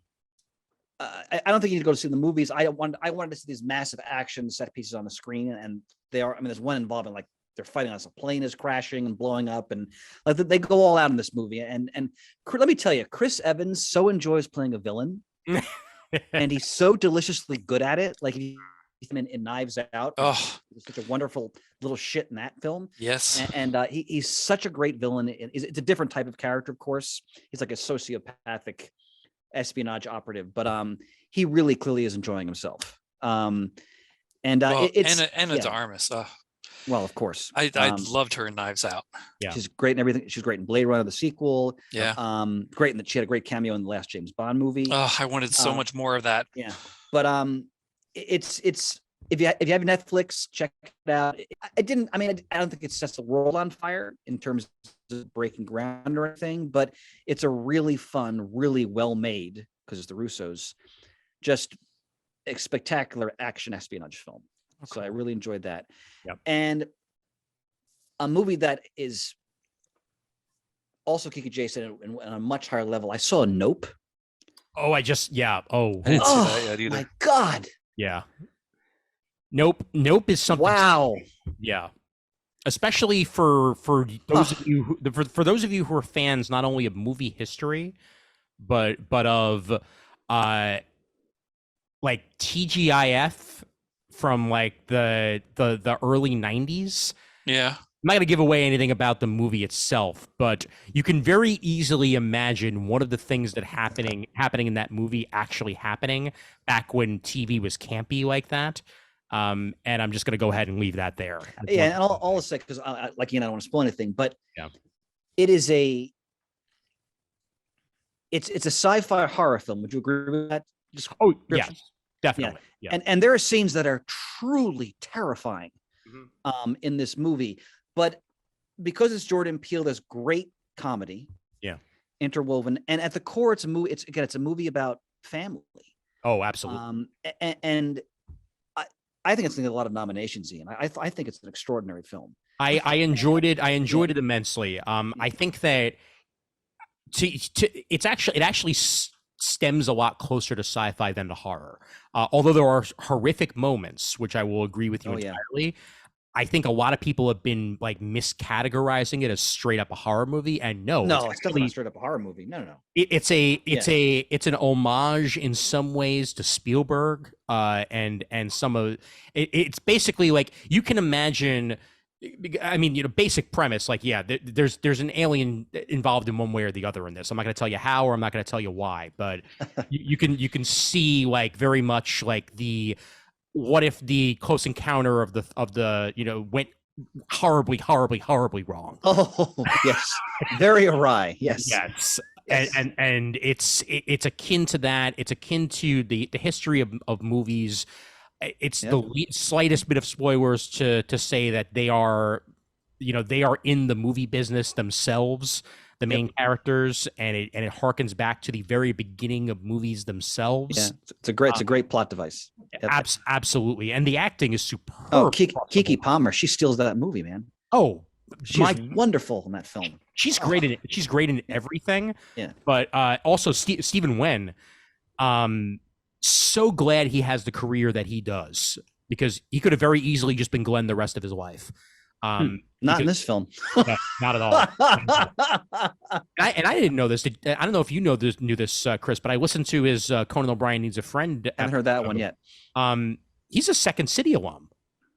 Oh, really? I had no idea that he was Wow. into comedy like that he was into improv like that, and it all makes sense on his his ability, his comedic timing, because the best comedy actors do drama better than anybody, and he's able to pull from that in so many different ways. So yeah, terrific film. It's again, if both movies I mentioned, geek adjacent, I think a lot of people who enjoy our show would definitely enjoy these films. So yes. Yep, absolutely on all fronts there. And I mean, I've seen a bunch of TV since the last time that we talked. Obviously, I'm not going to talk that much about Ms. Marvel for those of you who have not watched all. Let me say this though, because I just finished yesterday, and I like you, I'm not going to spoil anything. Yeah. Out of all the shows they've done, for me, this one is such a joyous celebration of what makes Marvel Marvel. 100%. And the fact that when you go back in the history of Marvel Comics, even in ways that were, blundering by today's standards, they always tried under Lee's leadership to break ground and be more inclusive with different types of people and groups in forms of what they would bring different characters. And this show is such a wonderful tribute to that and culmination of that. Yes. And two things I'll say. One, the lead is magnificent. She's great. She is charming. She is so. First of all, she actually looks like she's about the age of an actual teenage, unlike most people who play these roles. Yeah. So that really helps too. But it's such a magnificent performance. I mean, her charisma and just her vulnerability, and the fact that they show people in the Muslim world as more than just terrorists. Oh yeah. And they emphasize, just family like anybody else. It's so well done. Yeah. And the last thing I'll say is, also like your take, I thought at the end the costume was so nailed perfectly. It's terrific. It worked on screen. Like this is one of my favorite of all the Marvel shows they've done thus far. I thought it was superb. What I really appreciate about the show is that although there were changes made to the character in in power type, yes, and there were changes made to the character in origin, and changes made to the character in other ways, it's still Kamala. Like, at her core, the character is probably the easiest transition that we've had from comic book to screen for a character, because you're right, they picked the right actress. They picked somebody who used to freaking cosplay as Ms. Marvel. That's how much into the character she was as a kid. I didn't know. Oh wow. Yeah, it was in one of the making of documentaries on Disney Plus before the series premiered. They actually showed a picture of her in Ms. Marvel cosplay. Oh, nice. Great. But just the overall heart and personality of the show makes me want to go back and read the comics that I've missed, because I read the first, I think, 2.5 volumes of this series when it was originally out, and I loved it. But they pull from some stuff later on in the series that even I hadn't read yet. But again, I'm not giving away the big pull. Oh, again, any of you comic nerds out there, when they got to it, you're like, this is how far, this is how deep into Marvel we're going. Yep. I'm not gonna say it. Yep. I'm sure. Again, that last episode, there's a couple moments where you're like, "Wow, okay, yeah." So if you're into the history and lore of the entire like Captain Marvel saga, certainly, just wait. Yeah, Merge, you will be happy. You will be happy with the last episode and one of the things that occurs in it, the very last scene in particular. But yes, absolutely. Yeah. Yep. Shane, where are you on the series? You said you were episode 3. I think I've just finished. Well, that's what I finished. I have to go through the rest yet. Did we all finish? Go ahead, Ian. I'm sorry. No, I was just going to say you're right about at the oh my god they pulled from Marvel lore in that fashion episode. So that's cool.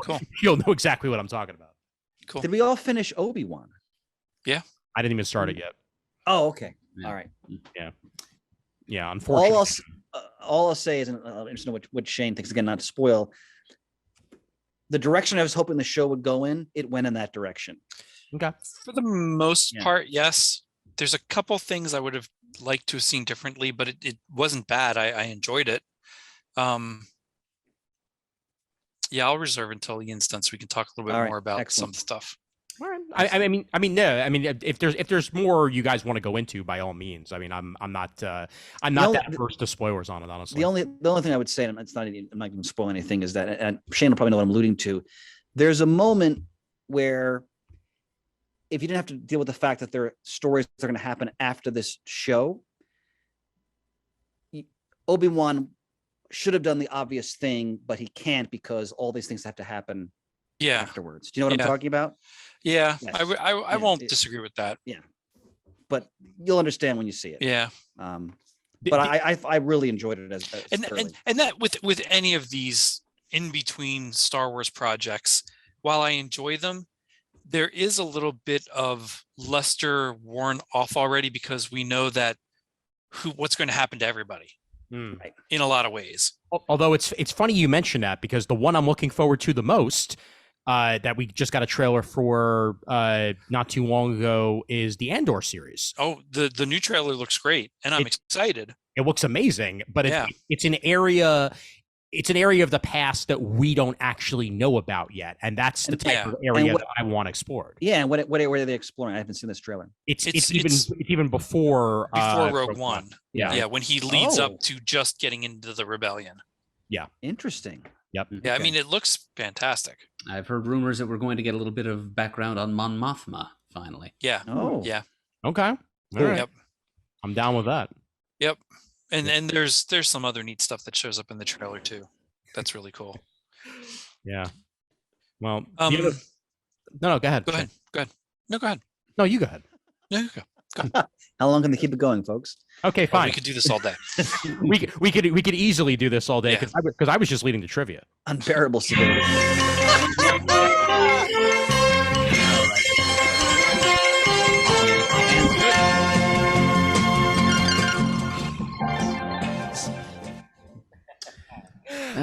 God, I feel good.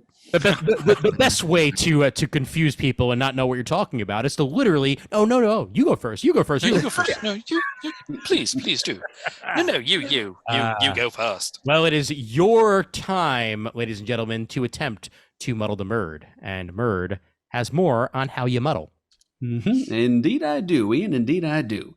Folks, Muddle the Murd is our trivia segment here, so if you would like to engage in the titular action of muddling the Murd, what you're going to need to do is come up with 3 comic book trivia questions, a Marvel question, a DC question, and a question about comics from some other publisher. And these 3 questions must also break down chronologically to 1 question about comics pre-1970, 1 question about comics published between 1970 and 2000 inclusive, that includes the years 1970 and 2000, and 1 question about comics post-2000. Don't forget to include the answers to these questions, for otherwise we will not know whether your attempt has succeeded or no. And in coming up with these questions, please focus on story content. Don't sling me questions about house ads or letter columns or things of that nature. And please don't be too micro-obscure. No weird little background details and panels. Try to stick with things that have some significance to plot and or character. So send those questions into comicgeekspeak@gmail.com with Muddle the Murd in the subject line, which is where our quizmaster Ian will find them. He will put them in the appropriate folder, and he will then dig them out and ask them to me at the appropriate time, which is right now. And if after he asks me your 3 submitted questions, I fail to answer even a single one correctly, if I get them all wrong, you will then have successfully muddled the Murd, and you'll be in line to be mailed a fantastic prize at the Murd's own personal expense. Exactly. And what is that prize at the moment, sir? Well, we've still got right here this fine tomorrow's publication. It's called Comic Book Artist Bullpen, collecting CBA bullpen comic magazines, issues 1 through 7. Every issue of the short-lived fanzine devoted to major league players in the world of comics art, with features on George Tuska, Frank Ball, Fred Hembeck, Terry Beatty, and Joe Kubert, Maurice Severin, Walter Simonson, and others, and it's all packaged underneath this delightful Jack Kirby baseball-themed cover. Terrific. Tomorrow's no one does it better. Yes, indeed. Nobody does it better. So we're only a couple of days into August, which means we're just shortly after Christmas in July. And which means it's just about time for Eamon Clark's Muddle the Murd for Christmas to finally make its way to the front of the muddle pile. And holiday post across the pond, always a pleasure. Indeed. As Eamon put it, I suspect the waiting list may mean this will have to wait until beyond the festive season, but I hope it amuses CGS's very own holiday cheermeister. I think he means you, Murd. There's a better than average chance, yes. I'm already... He's smarter than the average bear. All right, here we go. DC pre-1970. The TT's swinging Christmas Carol appeared in Teen Titans number 13 from 1967 by Bob Haney and Nick Cardy. In this story, Tiny Tom Ratchet asked the Titans to help rescue his father from an evil junkyard owner. What was the name of the Thrashyard tyrant? Yikes. All right, this is probably going to be some kind of pun on Ebenezer Scrooge, but I don't feel like guessing one of those. I feel like I've seen on like a direct currents page from a very old back issue something about this old Teen Titans Christmas story. And or maybe it's a different 60s Christmas story that I'm just plugging into the wrong context here. But anyway, my answer is going to be Seal Man. So you were on the right track at first. The correct answer, Ebenezer Scrounge. Murd. Yeah, see, still, I had to follow my heart. Please, by all means. Just like that time Cyclops told Dracula to follow his heart. This is absolutely what you had to do here. That actually happened in comic books. Thank you, Jay and Miles Explain the X-Men for that one. All right, moving on. Marvel post 2000. In the 2005 Marvel Holiday Special, the Avengers Christmas party is disrupted when a Santa robot runs amok. What was the seasonally and Avengers appropriate name of the killer Kris Kringle? Oh, gosh. I'm going to hate myself when I hear this, I'm sure. Not because I've read this holiday special, because I definitely haven't, but because usually Eamon gives me an out with the suggestion of a pun. You know, a little while ago he asked me a question about an intelligent chimpanzee in an old Judge Dredd serial or something. He gave me the hint it was named after a famous linguist, and I came up with Noam Chomsky and avoided the muddle on the basis of that. But this is clearly going to be some kind of Ultron pun. The question is, which of Santa's various monikers is going to pun the best with Ultron? I'm going to say Kringletron. Ooh, that's a much better name, and I wish they'd gone with it. Instead, they went with Santron. Was not even going to be my second guess, but I agree. That's not bad. I also agree that Kringletron is better. Oh, definitely. Kringletron! All right, and question Roll the marbles. 3. Here we go. Cross your fingers here. Other publishers, 1970 to 2000. For Christmas 1985, the Galaxy's Greatest Comic, 2000 AD, Oh, boy. featured a background cover by Alan Davis with the tagline, Mutants, Mayhem, Mistletoe. Which two characters are depicted disrupting the festive feast and robbing the doorstep carolers? DR and Quinch? Boom, baby! And that's the ceiling in the pudding, handed on a platter to me by Dr. Clark. It even says if Murd gets this one right, the appropriate response will be to say, right. That's what Quinch is always saying. Right. Wow. Destroyed. That's awesome. Oh, man. Pulling it out on number 3. Job well done, sir. Job well done. Cheers and compliments of each and every season from Eamon Clark. Oh, that's awesome. Thank you very much for that lovely Yes. stocking stuffer, Eamon. I'm just glad we got it in a somewhat seasonally appropriate time frame. As Ian pointed out, it's not long after Christmas in July. Indeed. Excellent. All right. I think we're done with comic news. Shane, what were you trying to bring up? I wanted you to search on something that Hasbro announced at Comic-Con. Mm-hmm. Spider-Man and His Amazing Friends. Okay, let's see. It is an awesome 3-pack figure. I was trying to figure out, ever since they had Firestar come out a couple years ago, how to acquire a Spider-Man, and the closest one would have been the retro carded issued Spider-Man, which I had and sold at one point because I thought, well, I'm not going to need this for anything. Then they came out with Firestar afterward, and then to figure out an Iceman. However, then they came out with this now. I got it. Fantastic. Yep, I got it. I'm loading it right now, and it looks beyond terrific. This is a terrific 3-pack. Here, look at this, baby. Look at this.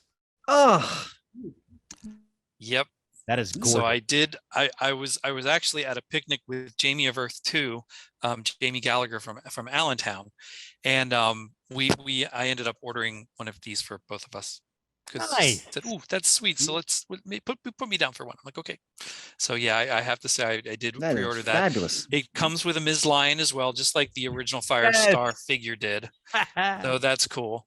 But yeah, very, very cartoony to me. So I'm thrilled. Looking at the others in the set as well, like some of these other figures that are all part of this here are pretty damn awesome. Like, oh my God. T-Rex. Yeah. Wow. Who was the other one though? I didn't. That was. I thought so. The first Herald of Galactus. I think he was introduced in Giffen's run on Thanos. Yes. Back in the mid-2000s, the Fallen one. Yep. Yeah. Definitely a deep pull. Let's put it that way. Yeah. And I think that they're to go along with the Marvel Legends Galactus HasLab that came out, which is massive, that they showed it at San Diego as well. Yeah. Oh my God. Yeah, wonderful. Wow. This is super cool. And I mean, look at all the different features that come with all of them, like different hands for Spider-Man and Iceman and Firestar. Oh man. And the design, I appreciate the design in the Spider-Man, because I feel like we haven't gotten this type of Spider-Man figure yet. Yeah, it's been a while, and there was one coming up in a 2-pack, but I really didn't want the what was it? It was a Mary Jane as a spider character. I forget who it even was now. Oh, was that the Spindles? Oh yeah, Something. But the alternate universe one, they like spin that of Secret Wars, like and if I had to get a Spider-Man, I probably would have eventually, but I was so glad that they came out with that. Yeah. Other San Diego news was also at Hasbro's G.I. Joe, their announcement and your exclusive to pre-order was Dr. Mindbender, which proved to be much easier than what I first anticipated. So is he in his bondage outfit? Oh yeah. Yep. Purple cape and all. God, he sure is. Yeesh. They talked about PulseCon coming up in September, where the PulseCon exclusive will be Serpentor on his Air Chariot. Nice. Like when you really think about, like, I didn't think about it when I was a kid, but look at that outfit. Yeah, how would you even wear that? Now, how would he walk? That's right. I'm excited to get this because it's such a classic Dr. Mindbender figure interpretation, but I also hope they come out with a later one where he's just in kind of like a lab coat, a little bit more evil scientisty than bondage weird. Yeah, he's got the monocle too. Yeah. They showed off the 1/12 scale, which fits 6-inch figures. The His tank that's on HasLabs right now, which is gorgeous. And they announced a couple figures coming out in 2023, including, and this was exciting for me because I always love this vehicle. Thing I like about G.I. Joe and Cobra was they not only had vehicles that were big play sets. I mean, you had your flag aircraft carrier, which was massive. I never had that. You had your Terrordrome, that was huge as well. G.I. Joe base? GI Joe base, the headquarters. You had the battle platform. Yep. A lot of neat stuff. But they also had like your Jeeps, your Vamps, your His tanks, and then down to where you had your Ram cycle, which I actually have one here that they did for the 6-inch line. It came with Breaker, which looks really good. Nice. It's got the Gatling gun kind of thing on the side. But they announced that a Televiper will come in a Cobra flight pod, so a trouble bubble, a 6-inch trouble bubble, which it's got to be like this big to fit a figure in. So that's kind of cool. I'm glad that they're coming out with these like smaller vehicles that aren't going to break the bank when it comes to 6-inch sized things. And Shane, let's not forget the one and only. Sergeant Slaughter, which was kind of a coup because there's another company out there, and it was incepted by a former Hasbro designer named Bobby Valla, and it's Valaverse, and he's got a whole Action Force line because he optioned the name Action Force and is doing stuff with it, comic books, action figures, and he had a couple Sergeant Slaughter figures for that line, and then Hasbro announced that this was coming out and you could pre-order it at San Diego. So the idea behind the mini Sergeant Slaughter was back in the day when Sergeant Slaughter was promoting the comics and more the figures, he promoted his own figure that you could mail away for. So that's the idea behind the new Sergeant Slaughter figure having. Is he still alive? Figure. Oh yeah. He is? Okay. Yeah, absolutely. Yep. So that was really cool, and it looks really good. It's supposed to look like, to me, that version looks a little bit broader, bigger than what it should, but it's modeled after the cartoon Sergeant Slaughter. Sure. Right. So it's once you get that chin, right? You get the chin, you're all set. Yep. Oh, so it's supposed to be a little bit exaggerated. Absolutely. Yeah. But yeah, that was the exciting stuff for me out of San Diego for toys. Nice. There's a bunch of other stuff too, but I thought that was cool. Yep, definitely. All right, let's maneuver on to what we've been reading, because I'm sure there's tons of it. And Murd, let's start off with you for variety's sake. What you been reading? What you been up to?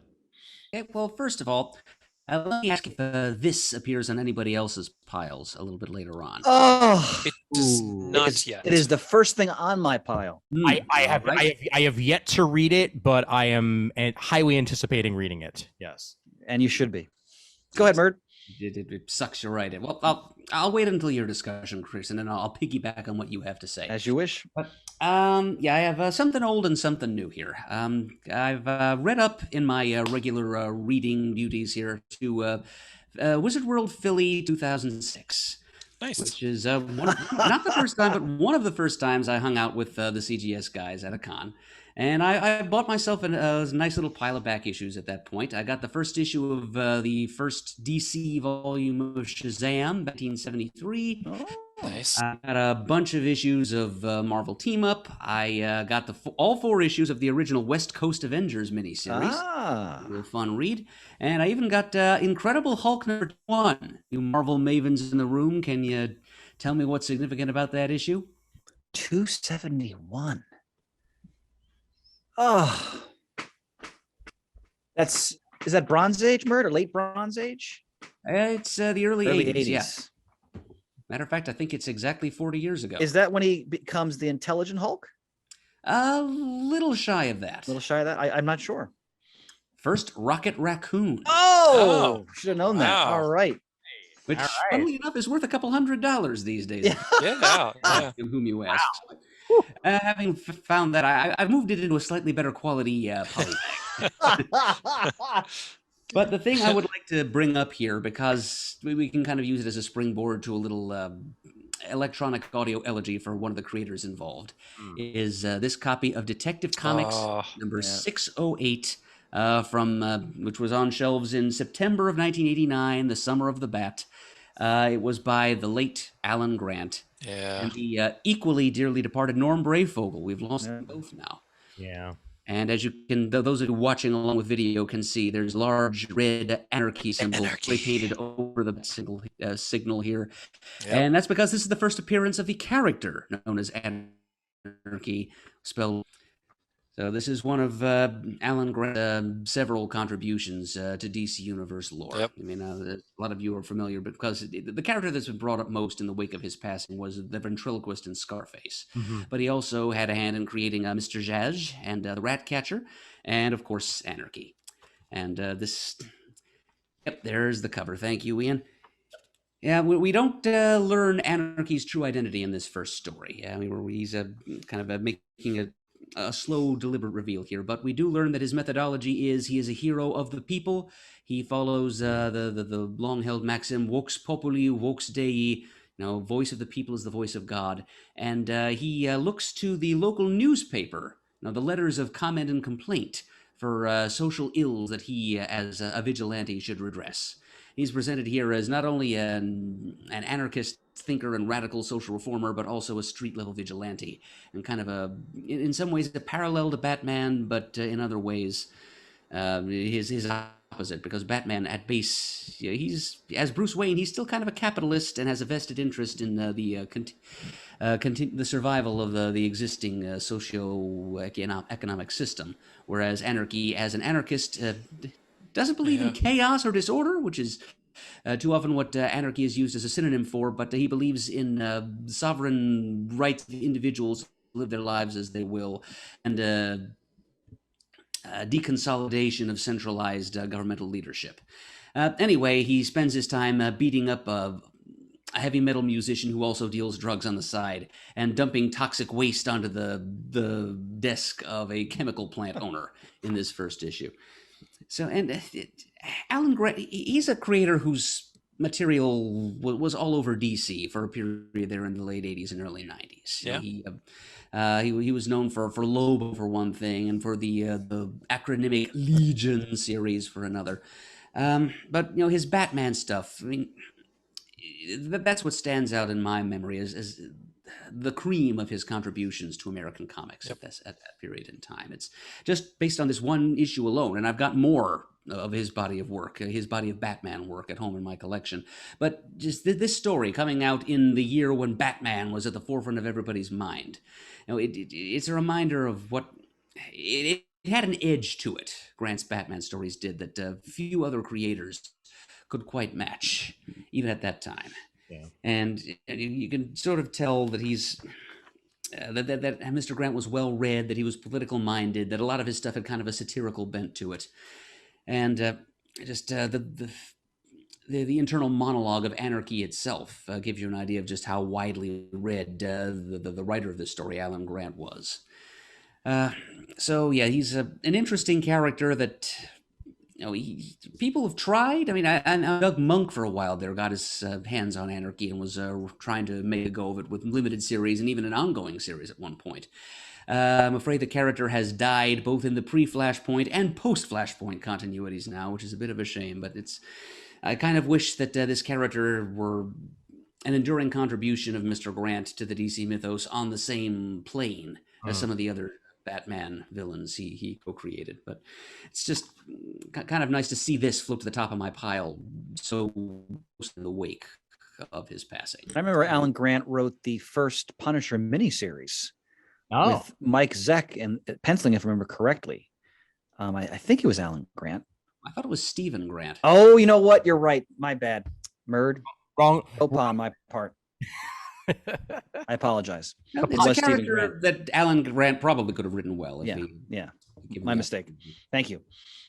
Would you compare Anarchy when done correctly to say like a V from V for Vendetta or something further along those lines, or different enough? They espoused similar philosophies, I think, but V suffered a much more horrific personal backstory. What? His experiences were much more, twisting and distorting. Anarchy, actually, when you learn who he is, you'll learn that he had a much more stable upbringing, and also he didn't live in quite as nightmarish a dystopian society as V did. So, yeah, I think they find a great deal of common ground. Funny enough, I part of me feels like this would be the right time to reintroduce Anarchy into the comics. I think that with just with the changes in society and some of the some of the things that have happened, you might be able to tell a very compelling story with a character like Anarchy today. But, Well put, Levy Pooh. Well put. I think it could find an audience, certainly. Yeah. while you're mentioning passings, Murd, did you want to touch on Paul Coker at all, or I know that obviously that happened a little bit more recently, but I guess while we're touching on the recently departed. Oh, surely. And Ian, I owe you personal thanks for having posted that to the CGS supergroup on Facebook, because otherwise I don't think I would have heard about it yet. Paul Coker is an artist who did quite a bit of work for Mad Magazine over the years, and he's also the one that the Rankin Bass Animation Studio tapped to do character designs for quite a few of their beloved holiday specials of the late 60s through the 70s. So if you've watched one of those Rankin Bass holiday specials, Frosty the Snowman, a prime example, you have seen some extraction of Paul Coker Jr.'s work. And so as I Ian's just putting on screen here an image of the man with some of his Frosty designs, and also the stop motion puppets used in Santa Claus is Coming to Town. Young Santa kissing Tanta Kringle. There, those two are Paul Coker Jr.'s work. Yep. I mean, he didn't build the puppets, obviously, but they were built Yeah. based on drawings that concept sketches he produced. Sure. Yeah. So, No, his DNA is deeply interwoven into a lot of people's televisual holiday memories. Yep. Absolutely. Indeed. I just found a good one to share here. Unabridged sports cliches from Mad TV. I'm sorry, from Mad Magazine here, which I think in and of itself is an excellent display of Paul Coker's artistic vision and just how funny he could draw things when given the opportunity to do so. Good old Mad Magazine. I take full responsibility for the loss. Oh God, how many times have I heard that? I'd like to thank the fans, because without the fans, I wouldn't be here. Like, we know. Okay. On that Alan Grant, I had that entire run of Batman stuff he did, and it was fabulous. And then eventually Chris got a hold of my entire run of that Batman stuff. And then they were sold hither and yon, my friend. Yeah. Yep. And they're being enjoyed by many. That was a fantastic run. Yep. What else on the pile there, sir? Well, one other thing I've got here. This is kind of an independent press publication here. This is from Behemoth, a comics company that I understand has recently undergone a name change to Sumerian for reasons which I am not privy. But this issue I'm holding here is still under the Behemoth aegis, and it's based on an old-time Japanese kaiju property from the creators of Ultraman, Redman. Ooh. Yes, this is apparently, I had to do a little bit of YouTube diving here to find this, but this is something that actually was a TV series. It was a series of what are basically short subjects, just little quickie episodes, just a couple of minutes each, that aired in Japan in the early 70s. Actually, let me read the text block from the beginning of this first issue. In the early 1970s, a mysterious transmission appeared on television sets across the country of Japan. It was a strange, violent, oddly beautiful series of images in which a near-endless succession of bizarre creatures did battle with a quote-unquote hero, his body covered in red. They fought on a desolate world of dead grass and fog-shrouded woods, occasionally peppered with artifacts not unlike those seen on Earth. Many assumed it to be a weird television program intended for children, and it eventually faded from memory. The viewers could never have imagined that those images may have been from a reality that was not their own, and that they were not the intended audience. Ooh. And what follows then is, it's kind of worthy of the original series of shorts, which pretty much, it's kind of what was described there. They were weird and completely decontextualized. It was like somebody was trying to decant and condense a a purified version of kaiju action. Like none of the boring, setup and characterization and all that. They just wanted to get right to giant monsters being beaten up by some giant robot-looking thing. And that's basically what it was. It was a succession of monsters in very inexpensive-looking rubber suits bopping along this foggy moor kind of area. And then suddenly our hero Redman, this, it kind of looks like a big metal, demented mechanical marionette, pops out and says, "Red or fight!" And immediately... And many of these monsters aren't really doing anything overtly evil or monstrous. They're just kind of bopping along going, "Oh, I am a monster." And then suddenly they're minding their own monster business, and suddenly this thing shows up and engages them in a minimally choreographed fight sequence with sound effects. And then the good guy, quote unquote, wins. He strikes a pose, and the whole thing's over. Yeah, it's just a few minutes of your time taken up for a kaiju battle, and it is really kind of strange, and you can't help as you watch it thinking that there must be some kind of backstory to all of this, and it is this tantalizing mystery that the creators of this did. Apparently this is something that saw publication a couple of years ago. I don't think Behemoth was the original publisher, but story and art are by Matt Frank as a part of a studio or art collective called Happy Tank. Mm-hmm. And it's part nature documentary, part steel cage monster match, part Twilight Zone episode, because you get the monster going around, and then this time at least the monster is doing something evil. He's preying on small, helpless little furry kaiju, and but then he's being stalked by our quote unquote hero Redman, and then eventually act, and the monster loses, and there's this mysterious kind of it would be a voiceover narration if there were sound here. It's a series of caption boxes narrating the whole thing, and at the very end of it, as the hero quote unquote walks off to the horizon, the camera pulls back and reveals an old-fashioned mid-20th century television set in black and white, grainy reception and everything, and it shows a mysterious clawed alien hand reaching towards the power dial to switch it off. Hey. So yeah, this is just tantalizingly constructed. It's monster fight with a healthy dash of mystery. If you're a fan of kaiju action with a twist, I would highly recommend this series. I'm not even the biggest kaiju fan in the world. I like it. I'm not a maniac. I'm not an otaku for it, but I do. This has really intrigued me, and the artwork is more than up to snuff, I must say. My favorite panel is here. Let me do this quick scene where the monster of the week is he's just finished snacking on his helpless little kaiju, and he kind of sensed some the hero sneaking up on him, and he turns around suddenly, and all he sees is this desolate, foggy landscape, no sign of anybody trailing him, and there's these two panels of the monster looking slightly surprised and then kind of snorting steam out of his nostrils. That artwork. Yeah, all right, I'm going to go find out what's going on here. Nice.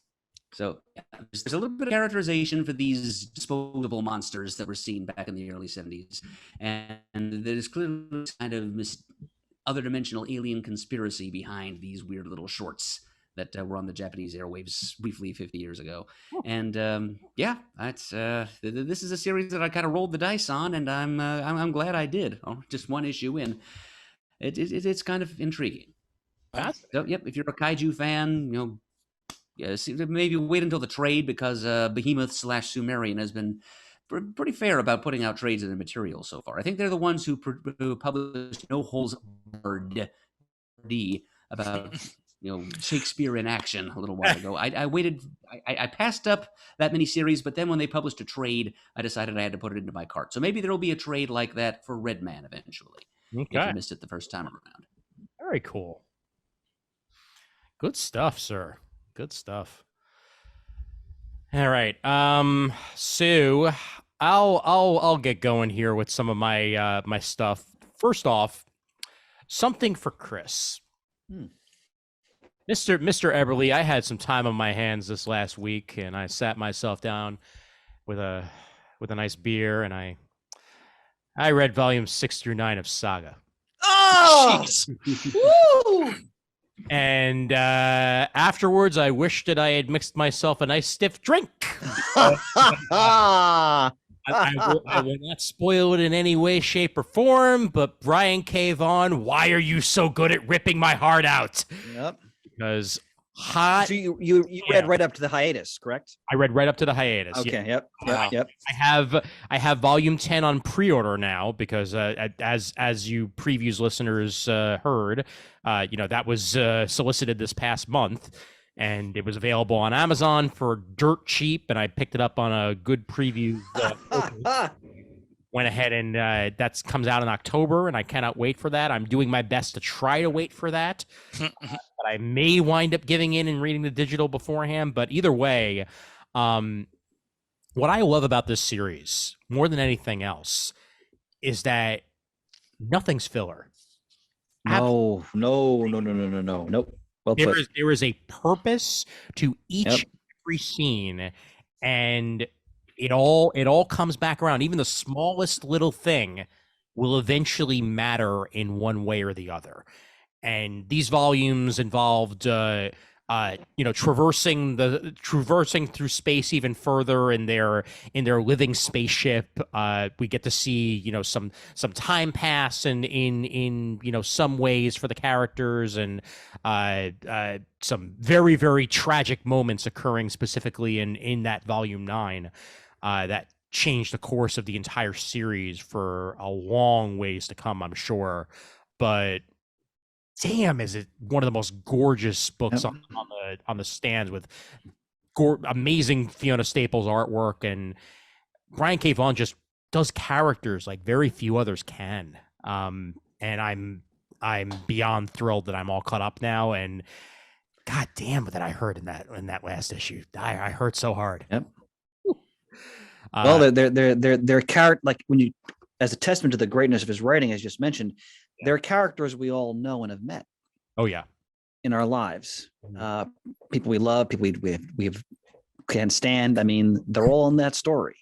Yep. And then you have all the great space opera stuff around it. But oh yeah, and the fact that they even work in the superhero tropes. All the freelancers are basically superheroes in one form or another, and the stuff that goes on with the will, and I mean, I adore Lion Cat and everything that Lion Cat stands for. Like, the other sidekicks that are running around, like Friendo, Walrus is just, and just every single thing about that series is perfect. And well, you won't be disappointed when you get the new volume. I can assure you. I cannot wait. I absolutely cannot. I was looking at Amazon. They have a bunch of those volumes for $8.99, $7 something. Wow. Yep. Yeah, they've been doing some really good sales lately with that in particular. So I think they have all 9 volumes in one softcover edition. Yeah, well, they do that, but there's also a slipcase for $90. Well, if there's one thing I know about you, Shane, and that will not be for you. What's that? The all 9 volumes in one thing. That's a bit heavy. That's a bit on the heavy. Yeah, no. Although the softcover one is, I must say, is pretty manageable. Okay.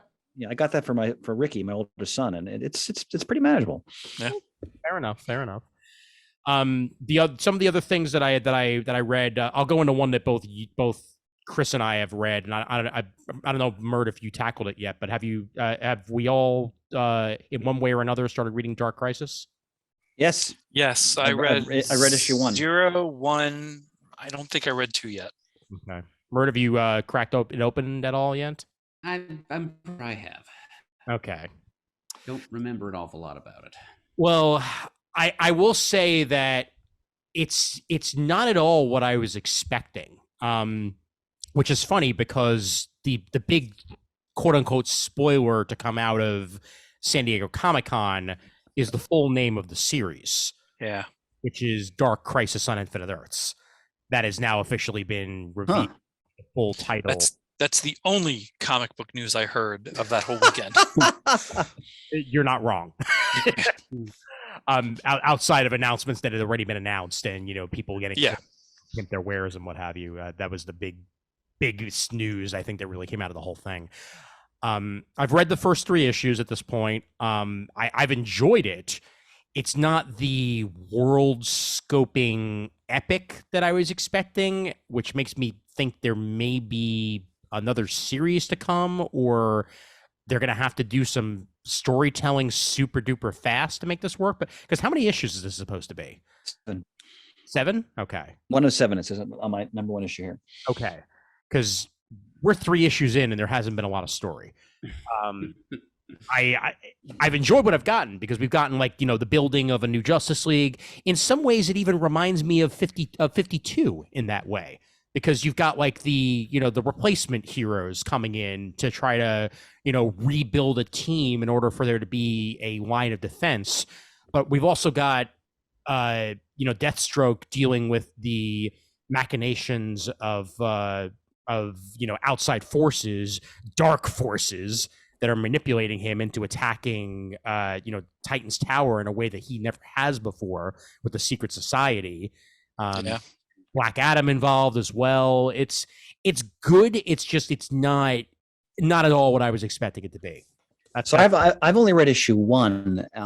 I'm sure we get in the next couple of my next shipment. But what I did enjoy about it was the focus on Nightwing and his role as essentially sort of a new, almost like father figure, or leader to this sort of new generation of or like a villain heroes, as you said.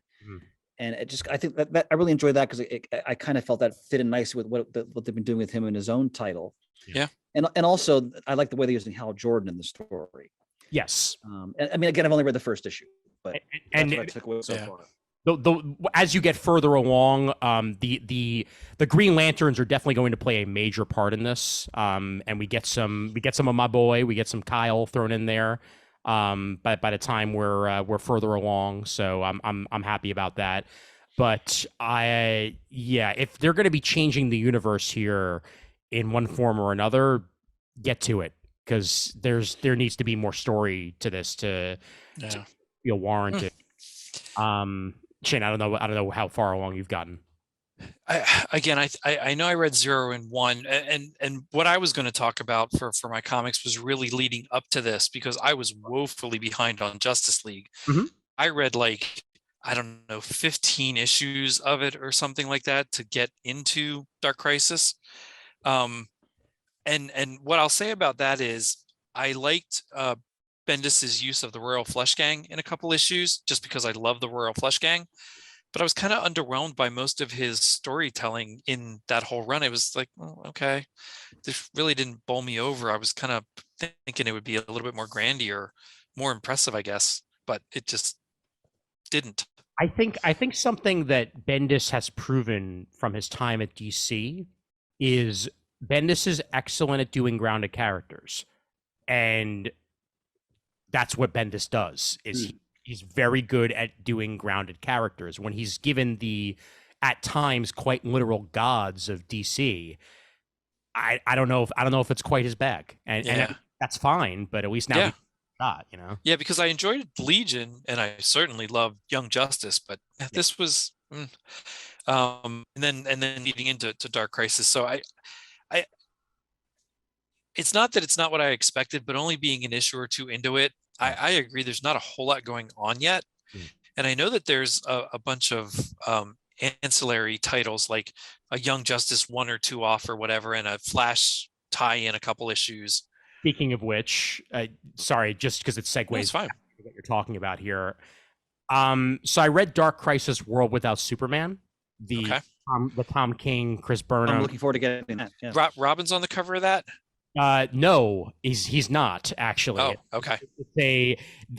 So here's the thing about that issue. How can I put this delicately? Screw it. I've never had bigger blue balls than I have reading an issue of a comic than Dark Crisis World Without Superman, because there's a Tom King, Chris Burnham story involving what appears to be an alternate universe version of Superman and his Jonathan Kent, as they're, you know, going out and having adventures as basically, he's his boy wonder, Jonathan, learning his abilities and running out there in a costume and what have you. And that's the costume that's presented here. Mhm. A gray-templed, older, wiser Superman as his mentor. And we get that. And we even get some excellent setup about, why they're really only Earth heroes and they don't venture forth. But then the issue just sort of ends. And then all of a sudden it's an Aquaman story.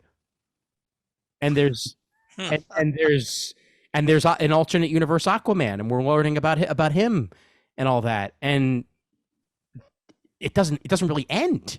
It just sort of just fizzles. I'm looking forward to reading this. And I was really enjoying the Burnham King story. It was terrific. The Aquaman one was just sort of there, and it was the last like 4 or 5 pages of it, and I get what they're trying to do now after reading it. And Chris, you'll probably understand as well. Like, these may not necessarily be as alternate reality as they appear, but same time, like, I was hoping for more, and that's what disappointed me on this. Like, don't set me up for what seems to be an awesome story, and then they don't actually finish the story. So, yeah, not as great as I wanted it to be, unfortunately. But that's the only tie-in I've read so far of Dark Crisis was that. Yeah, and like I said, there's Flash tie-ins, there's Young Justice tie-ins, there's a couple other specials I think that are coming around. I'm definitely going to read the Young Justice stuff when it's available on Infinite. Yeah. I don't know if I'm going to make a purchase of it necessarily. Yeah. But I was excited with the announcement, but I'm also kind of hesitant because to put that moniker on it, it'd be some grand and really good. Oh yeah. No, And absolutely. you said if you're 3 issues into it and nothing's really happening. I mean, that's just it. Like, there's setup happening, but if your setup took 3 issues and you've got 7 issues to work with, it's one thing if you're working with 12, and maybe you are. Maybe they haven't announced that yet. Maybe the 7 right.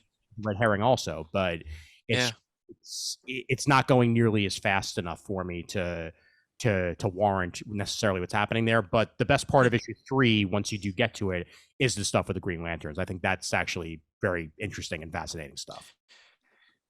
I saw on, gosh, it had to be Facebook, right after dinner or something. I saw one panel from issue 3 that somebody posted, and I won't say what's in it, but it did make me smile a little bit for what one of the characters says.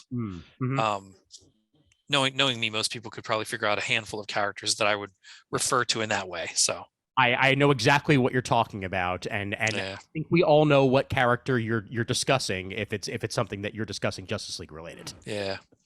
It's either blue or gold. It's either blue or gold. Right. Oh God. Speaking of that, total tangent. Yeah. One thing I forgot about an announcement at San Diego, and these also went up for pre-order. McFarlane Toys, a Booster and Beetle 2-pack. I saw They that, look fantastic. Yep. Nice. So anyway. Very cool. But yeah, I love the big events that DC does usually. I'm just a little hesitant now that you put that moniker on it, man. It's got to have some weight to it. Agreed. Yep, definitely agreed. Over on the Marvel side, I've read more of. In fact, I'm almost entirely caught up. I'm halfway through issue 6, but I'm almost entirely caught up on Amazing Spider-Man. Oh wow! And damn. This is the most I've enjoyed a Spider-Man series in years. I can straight up say that. It's 900. I'm halfway through it at this point, and I don't know if you got a chance to read the whole thing, Chris. But I sure did. Okay, great. And I'll let you wax and opine on it more than I am here. But what I've loved about it so far is first 5 issues, Zeb Wells told his story. And we got the first arc over and done with. This 900th issue, aka issue 6, it's almost like Zeb Wells is channeling luminaries of days gone by in Spider-Man lore. Like this is so very much a Silver Age story. Well, you're more right than you know, because I will reveal this. And we talk about this in the letters age. The Sinister Six dialogue is all taken from Stan Lee dialogue from the Silver Age. Oh Excellent. wow. So it's a way they put Stan Lee's voice into a comic even after he's deceased. Very nice. Very So nice. that you're right on the money by saying that. Yep.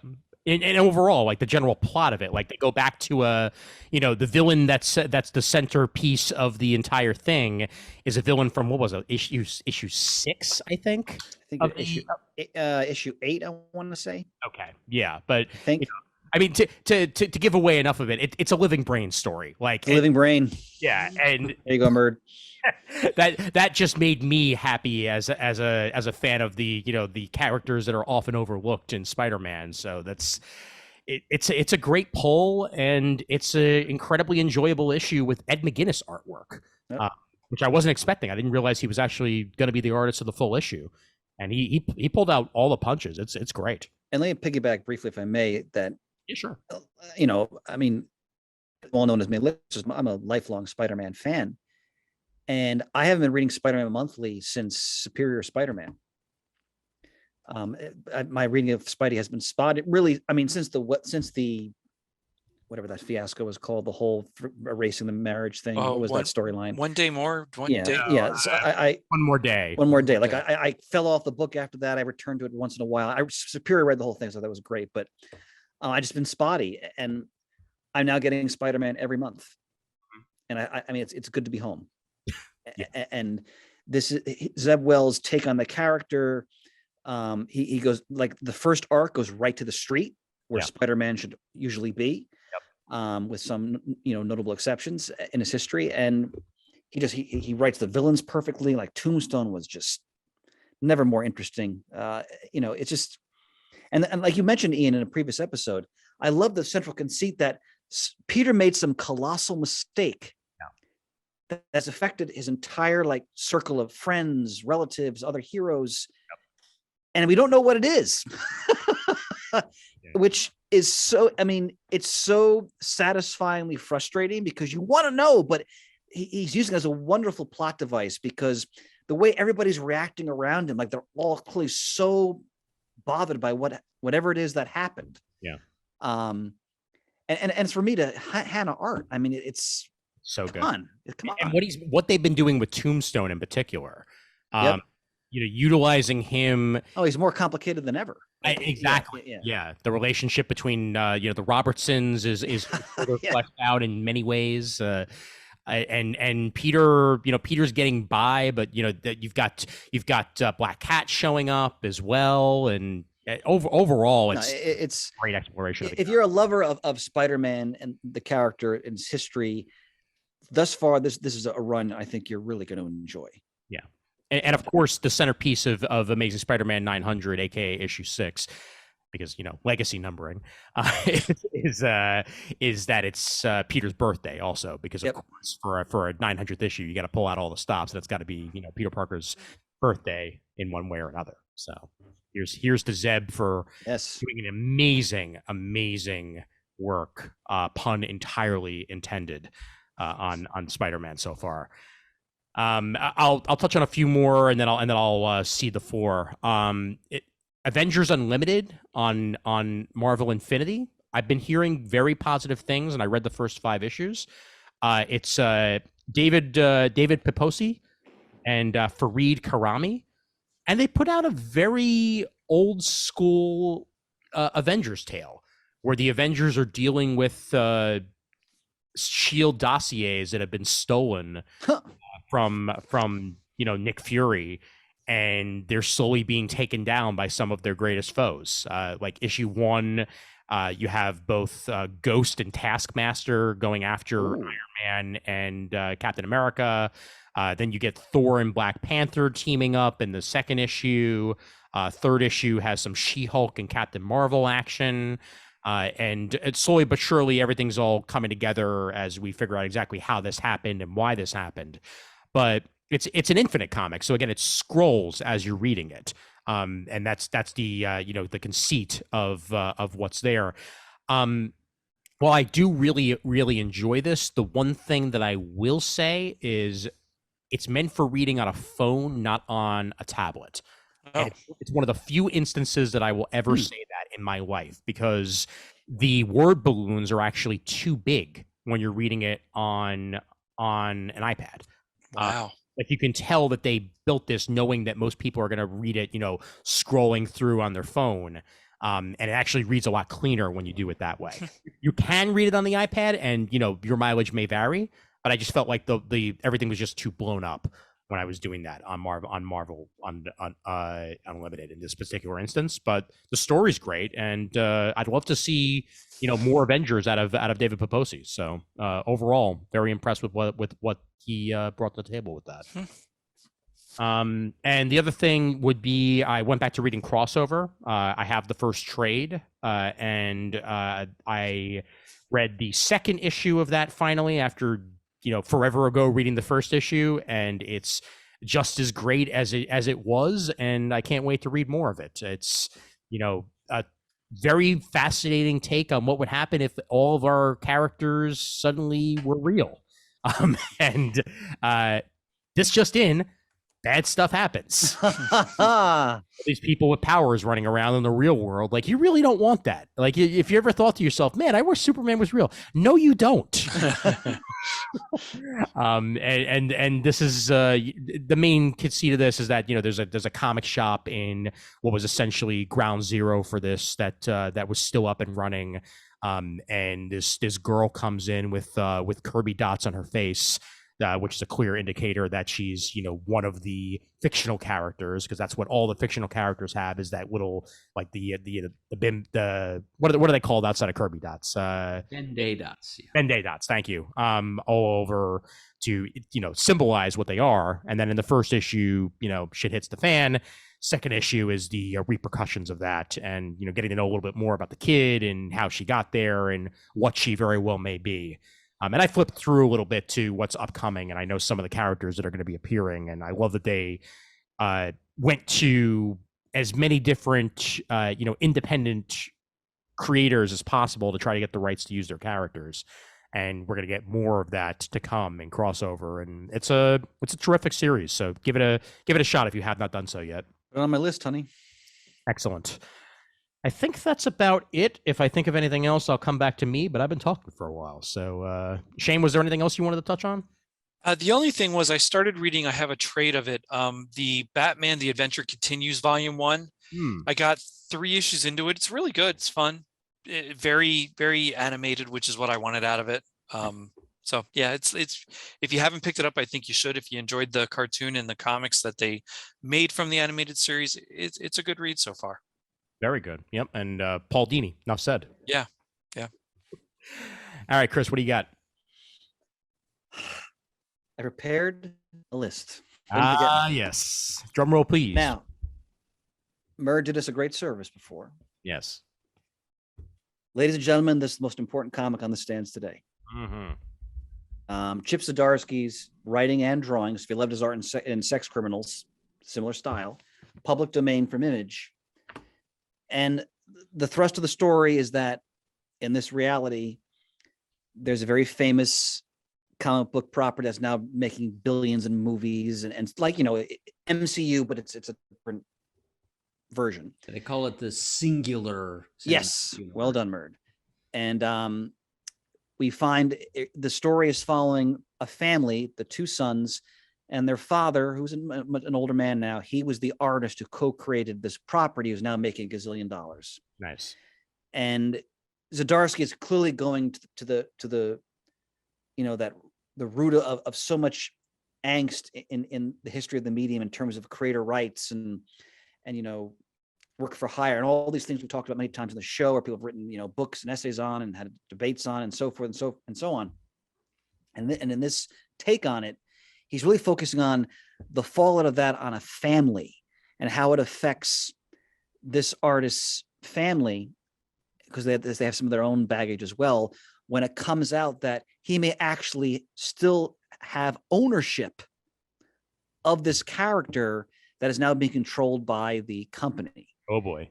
And I read the first issue and I ran right out, and my local shop also got the second issue, and I've ordered the rest through DCB service. But I just stumbled upon this in the shop when I was looking at the stands, like, oh, Chip Zdarsky, doing something new.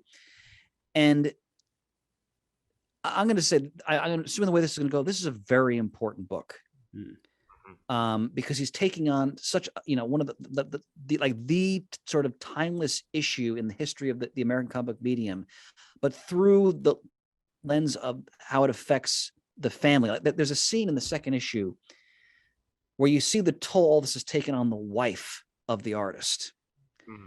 And just her silent agony. And anyone who's had to deal in their life with powerful forces, maybe at work or like an insurance company, everybody's had experience like this in some form or another, and how powerless you can often feel dealing with, let's face it, systems of people that in many ways are pure scum. And he goes right to that here. This is going to be one of the great books of 2022 from as far as I'm concerned. Murd, what do you think?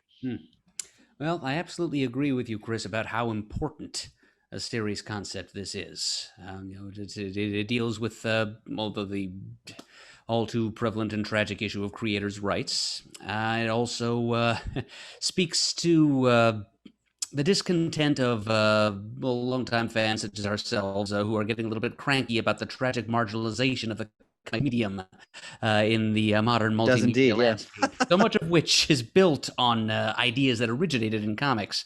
Yeah, in ways large and small, Zdarsky shares our pain and just kind of complains in a number of different ways, in a number of different voices, about how comics don't get their due and how the people who created those comics don't get their due. It's stuffed. The story is. I think we need to mention it. It's a full 30 pages of content. There are no ads, and he even puts story pages on the inside of the front and back covers. Oh, wow. That's how dedicated Zdarsky is to bringing as much story to this first issue as he can. And in addition to the important thematic statements he's making here, it should also be said this is just a damned entertaining and well-constructed story. Yeah. He does a great job of setting his stage here, of introducing us to an engaging cast of heroes, villains, and fools. We've got the main character, the son, Dallas, the artist. We've got his lovably ne'er-do-well brother Dave. We've got his old man Sid, who's he's just a humble, earnest creator who just loves comics. He's been screwed 6 ways from Sunday by this big corporate entity that owns his work, or so they think. But he never complains. He's invited to the red carpet for the premiere of the latest movie based on his creation. He's kind of treated as an afterthought by everyone he meets. But he just sits there in the theater and eats his and loves what he sees on screen. And then there's a total rat bag who's kind of the funky flashman, the unflattering caricature of Stan Lee, who's also present, and his long-suffering assistant, who is an important catalyst to all of this. And he's one of the few people in the story who really appreciates the artist Sid Dallas for what he does. The stage is set, and then the big denouement at the end of the whole story is, as Chris points out, Mr. Dallas learns that he might actually have ownership of the character that have been taken from him and exploited, and a multi-million empire built on its back. So it speaks to a lot of different aspects of the comics industry and the fandoms that have grown up around it, regardless of which medium you encounter these characters first. I mean, there's something here that'll be meaningful for you. It's kind of a scathing satire of the this industry, and also kind of the parasitic press that develops around it. I got a good laugh out of some of the show interview the star of this new movie. Yeah, I wouldn't be surprised if sometime somebody's actually going to found like a news site called Basement Sexual Jedi. That is a name that appears in this comic. And it just look closely at Zdarsky's art. Look in the background, because there's all kinds of posters and adverts and signage that you need in fine print that you need to read to get extra gags. Okay. One of the most significant is on page 2, when the main character, the son of is riding the L train home, and there's billboards all over the place for this new movie based on his dad's creation. And down in the small corner, there's a sign that reads, "Comics and Toys and Cards." That's comics right. in tiny print, toys and cards in large print. It's just nice.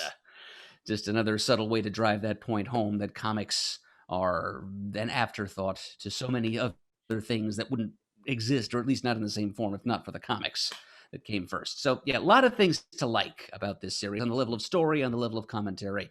It's got me. Yes, I'm looking forward to getting the second issue whenever my next DCBS box arrives. Public domain. Yeah, and again, Murray, wonderful critique. It's I think one of the things that's most powerful about it for me also is that it's drawing a clear line between human beings and their foibles, their struggles, their aspirations, and the system, and how the system can really crush a lot of that, and how much energy it takes to try to fight that. I like on a slice of reality, darker example. When I was watching the news today, they were interviewing a woman whose husband, a veteran, had died because he suffered illness from one of the many burn pits the military were using in our very ill-advised wars in the Middle East in the 21st century. And the strain she demonstrated because of years of struggling to try to get help for her husband from the system, the government, and so forth. And that's very real and very human. But this book is going into that in just a different way. But again, people that are very tangible, very real, like the two sons as were mentioned, they clearly have issues. The one son is kind of like the main character in the story. There's things going on with him. And, they're going to try to take on this behemoth that has, wronged their father. It's tremendous. I want you guys to pay attention. This is my phone, and this is me hitting place your order on the first volume. Available for pre-order, which will be coming out the weekend of my birthday. So happy birthday to me in advance in January, as I will be reading Public Domain Volume 1 when it is released then, because I've been waiting for this, and your glowing review of it means that I need this on my shelf. So. Isn't he swell, gang? Oh. Job well done, gents. Job well done. All right, what else I got in my pile? So it's Priest doing Black Adam. Yes. I mean, so stunning artwork by Rafa Sandoval. So what's interesting about this, so it's Priest. So, and the thrust of the story is that Black Adam is dying and he's looking for someone to take his place.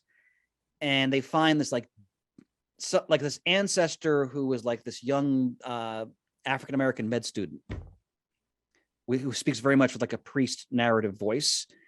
And of course, since it's Priest, it's also exploring the geopolitical ramification and status of comic.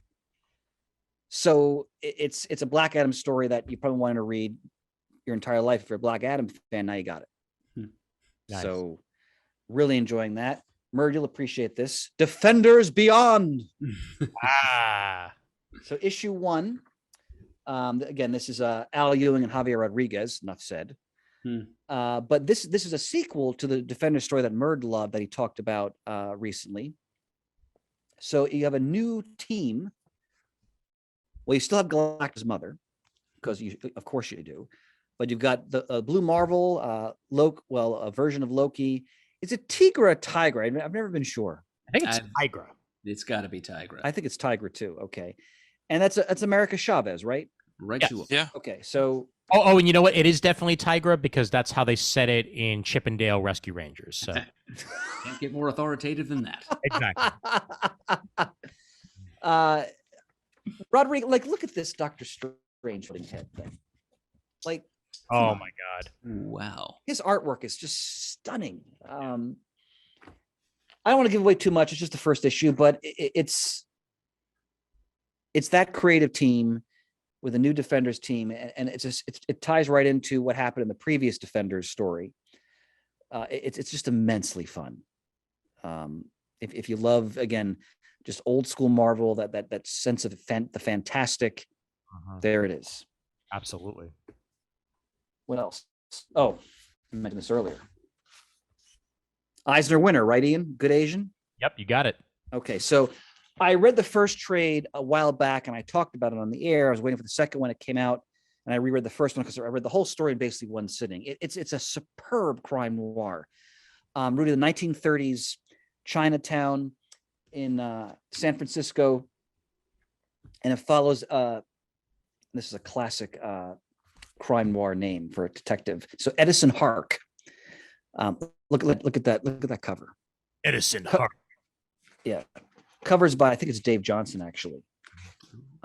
Yes, it is. Cover artist Dave Johnson. But you have, I'm going to butcher these names. I apologize. Pornsak Pichashot. I'm sure I just slaughtered that. Is the writer. Pornsak Pinchot, if I remember correctly. Pinchot, thank you. And Alexandre Tefengi is the artist. Lee Leffridge, colorist. Jeff Powell, letterer. Dave Johnson, cover artist. Grant Din, historical consultant. So Edison Hark, he's a Chinese American. He is a detective. Well, he's actually a police officer who has family ties in the area. He's drawn back by this past, and the book explores the culture, the world of the Chinese American community in San Francisco in the 1930s, and it also really goes into the history, the immigration quotas the government passed, the ferocious bigotry you saw both in government policy and on the street. And it's all tied into a crime noir, to a mystery that's tied into his own. He's affiliated with this very powerful, wealthy Caucasian family that he was tied into as a child. I love noir. I mean, I can read noir all the live long day. This is great crime noir. The art is beautiful. It has almost like a manga feel to it. It very much deserved. Would it win best miniseries, Ian? I believe so. Yeah, it deserved it. And I felt like I was, reading Raymond Chandler when I was reading this. It's just superb. And like any good crime noir, it leaves you in a very sort of shade of gray place where you're asking questions about people's motivations, why they do what they do. Would you do the same thing in their place? There's all kinds of moral compromises. It's superb. So I can't recommend that enough. Oh, I forgot to mention what it beat out in Best Limited Series was, was the Beta Ray Bill Agent Star by Daniel Warren Johnson. So that's it has to be good to beat that out, because that every single listener seemed to absolutely adore that one this last year. I'll have to read that. Have any of us read that yet? Not No, yet. we have to read that. No. It is on my list though, and it's on Unlimited now, so I can read it pretty easily. Yep. Last two things I mentioned are two blasts from the past. So when I got this in the mail, boy, was I just gleeful. Too big for you though, Shane. Oh, nice. Ooh. So for me, the greatest Catwoman stories of all time. Mm-hmm. This is the entire collection omnibus form. The Ed Brubaker, Darwin Cook, Paul Galassi, Cameron Stewart Catwoman saga. The Catwoman of East End Omnibus. Yes. So I've talked about this in the show before. It's Brubaker doing Catwoman essentially in noir, but you also have great like Slam in it. And Grant, you've read these stories, right, Shane? Some of them, yeah. Yeah, they really expand Selena's like sort of her cast of supporting cast, her history. There's great stuff with Bruce in this. I can't wait to read these again. I read them as they're coming out originally, but the best Catwoman stories I've ever read. Personally. One of those, if I'm not mistaken, one of those covers is her in Opal City sitting on top of Starman That's statue correct. or something, which is gorgeous. Yep. Right. Gorgeous cover. And the last thing, another blast from the past, I was just perusing my library. I mean, like, you know what? I haven't read this in a long time. Yeah. So when I read From the Ashes, I talked about this in the show a few months ago, it stoked me to want to go back and read more classic X-Men. Mm-hmm. And I forgot I had this old masterwork, volume 24, which is X-Men numbers 111 to 120. So this is all Claremont and Byrne. And let me tell you, I hadn't read these stories in quite a few years. My pulse just was pounding from issue after issue. Like, these are still so good. Like, they still hold up so well. I mean, you've got, fighting Magneto, Sauron in the Savage Land, the classic issue 117, where Xavier does the flashback where he meets the Shadow King for the first. They don't call him that then, but they have that great mental duel on the mental plane. Alpha Flight, Sunfire. You read Mario Yoshida for the first time. You learn that Wolverine's name is Logan. But what dazzles me with these stories, and it's reminded of why the X-Men are so great at their core. Claremont never sacrifices characterization. As you go through these stories, you're reminded of why you love the X-Men so much and how well you know these characters, because even in the midst of battles, he's reminding you of certain attitudes and characteristics of each character. Because again, we had thought balloons back then. So you're getting a lot more insight into how these people think and what's driving them and what their conflicts are. When I had the flood in my basement this past fall, I had the original Uncanny X-Men omnibus that collected almost the entire Claremont Burn. Yeah. I'm going to find it online and buy it again because I want to continue to read these stories. I haven't read them in many years. And I remember as a kid, I was a little too young when these came out originally, but I read all the classic X-Men in the 80s, where I read all these stories for the first time. And of course, they had the vignettes that Claremont and John Bolton did that fleshed out these stories further. The reason why the X-Men are great, it's all right here. So, and again, whenever we get to the X-Men, the MCU, I really hope they go back to the real heart. Yeah. Which the original movies did to a degree. So what a treat to go back to these stories. Gentlemen, that's my field report. Terrific. Good deal. So before we wrap up, we actually did get a audio recording into the Comic Geek Speak Gmail. I did put the comment out there last episode that we did the Thor episode, and if you want to send a voicemail, you can do so over at 267-702-6642, or you can just go ahead and send us an audio recording over at comicgeekspeak@gmail.com. And make sure to include your name. It doesn't have to be a full name, or just your first name or where you're from or something like that, so we can know who you are. And this was from Brent from Chicago. Hopefully you guys can just hear this the way I have it set up here, because I didn't add it to my phone, but it should play. Let's see. Hello. One of your hosts, I don't remember who, had asked a question why some people leave the movie theater when the MCU post-credits, mid-credits scenes are revealed. And just speaking for myself, I want to beat the crowds. It depends where you live. If you live in a very heavy populated area, it can get quite busy. You want to beat traffic, or you just want to go to the bathroom, before the crowd hits. And the way I look at it, I got my money's worth. I paid to see the movie. I saw the movie. For any post-credit scenes, you can just go on your phone, Google what the scene was. It's no big deal. I mean, at least to me, it's something you can easily look up. It's not, a lot of times it's not even worth staying for, in my opinion. And even if it is something mind-blowing, like say Hugh Jackman revealing that he's going to be Wolverine and coming to the MCU, or Nick Fury revealing the next phase of the Avengers protocol, yeah, that's a big deal. But again, you can easily look it up the second you walk out of the movie theater. So not really worth staying to see the whole thing, in my opinion. No disrespect to anyone who does stay, but that's just the way I roll. So to answer your question, yes, we know that there's post-credit scenes coming up, but some of us would rather beat the traffic and see what the post-credit scene is later on the internet. So it's purely a convenience and preference thing. Have a good day. Bye. All right. Makes Shane, sense. there you go. You Yeah, got a perspective. And I guess I take for granted that I live in an area where I'm just walking out. I mean, you guys have been to the theater I go to. You just walk out, get in your car, and go. It's not.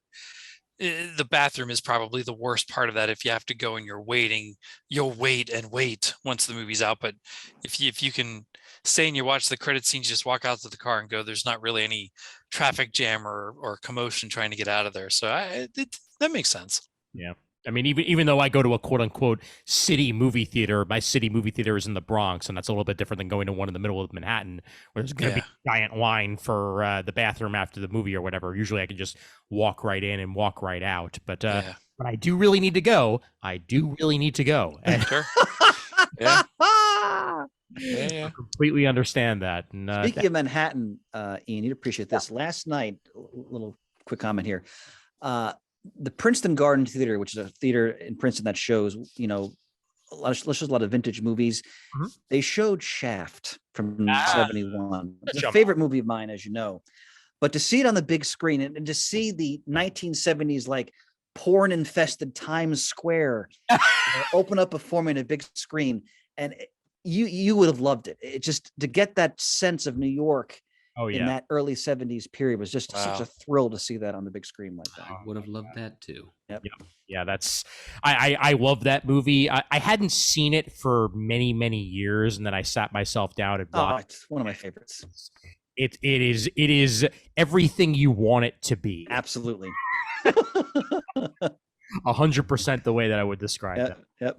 Good stuff.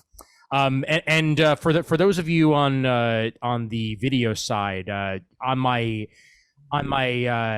trip to San Juan that I just got back from a little while ago, one of the best things about San Juan is just the random street art that you'll find on any old corner. And there was this great piece, and I'm trying to find in my pictures here, which I'll bring up, which was just an artist that put together something that was, very like Captain America or Marvel inspired, that just made me super duper happy when I did find it. And I will bring it up here when my eyes. But any of you guys, if you ever get the opportunity to visit San Juan, it has so much to do and just so much character just seeping out of every single pore that it just made me super duper happy the entire time that I was there. I feel like I know an entire part of like society that I didn't necessarily know that much about before going there.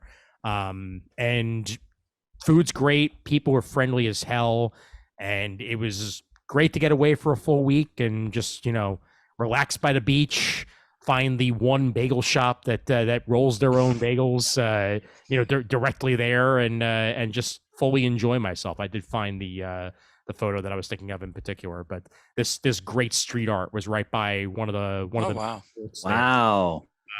In San Juan, and you'll find just random street art like that all over the place. Wow. Some beautiful artists that I'm sure are just doing it for the fun of it more than anything else. Great time, absolutely great trip, worth every penny. Yep. Cool. All right, I think that just about does it. Anything else, gents, or have we shot our bolts? I think our bolt is shot, fellas. Yippers. Terrific. Well, this was a summer spectacular, if I do say so myself. This was Indeed. Fun all around, and I'm super glad that we got to catch up on everything that we've missed over the past few weeks. And for those of you who haven't checked it out on the main feed, the Comic Timing episode that I released while we were gone is all Star Trek all the time. So You have to listen to that. Strange New Worlds. We even touch on Orville, which I call the stepbrother of Star Trek, but it's just as good as it. Plus all the other series. So check that out on the main feed if you haven't already done so yet. It's good stuff all around. All right. And of course, we're sponsored by you, the listeners. Yes. And patreon.com/comicgeekspeak. We thank you so much for your continued support of the show in any way that you can do so for as little as $1 a month. You keep the lights on, baby. That's what you do. So comicgeekspeak.com /donate if you cannot do Patreon, but just go to patreon.com/comicgeekspeak for the Patreon. And Shane, I will hand it over to you. I got chills. Get the damn song up here. It is all you right about now-ish, maybe in another second. Building the suspense. Visit us at comicgeekspeak.com to send us an email. The address is comicgeekspeak@gmail.com. To leave a voicemail, the number is 267-702-6642. Thank you for sending in your voicemail. That was a good answer to a question I had. Just makes sense. I couldn't do it myself, but it does make sense. Stop by thecomicforums.vanillacommunity.com. Look us up on YouTube at youtube.com/comicgeekspeak. Follow us on Twitter, like us on Facebook. Thanks to everyone who contributes to the episode. and muddle the words because we used one, so we're going to need more. And as always, we are uniting the world's mightiest heroes, one listener at a time.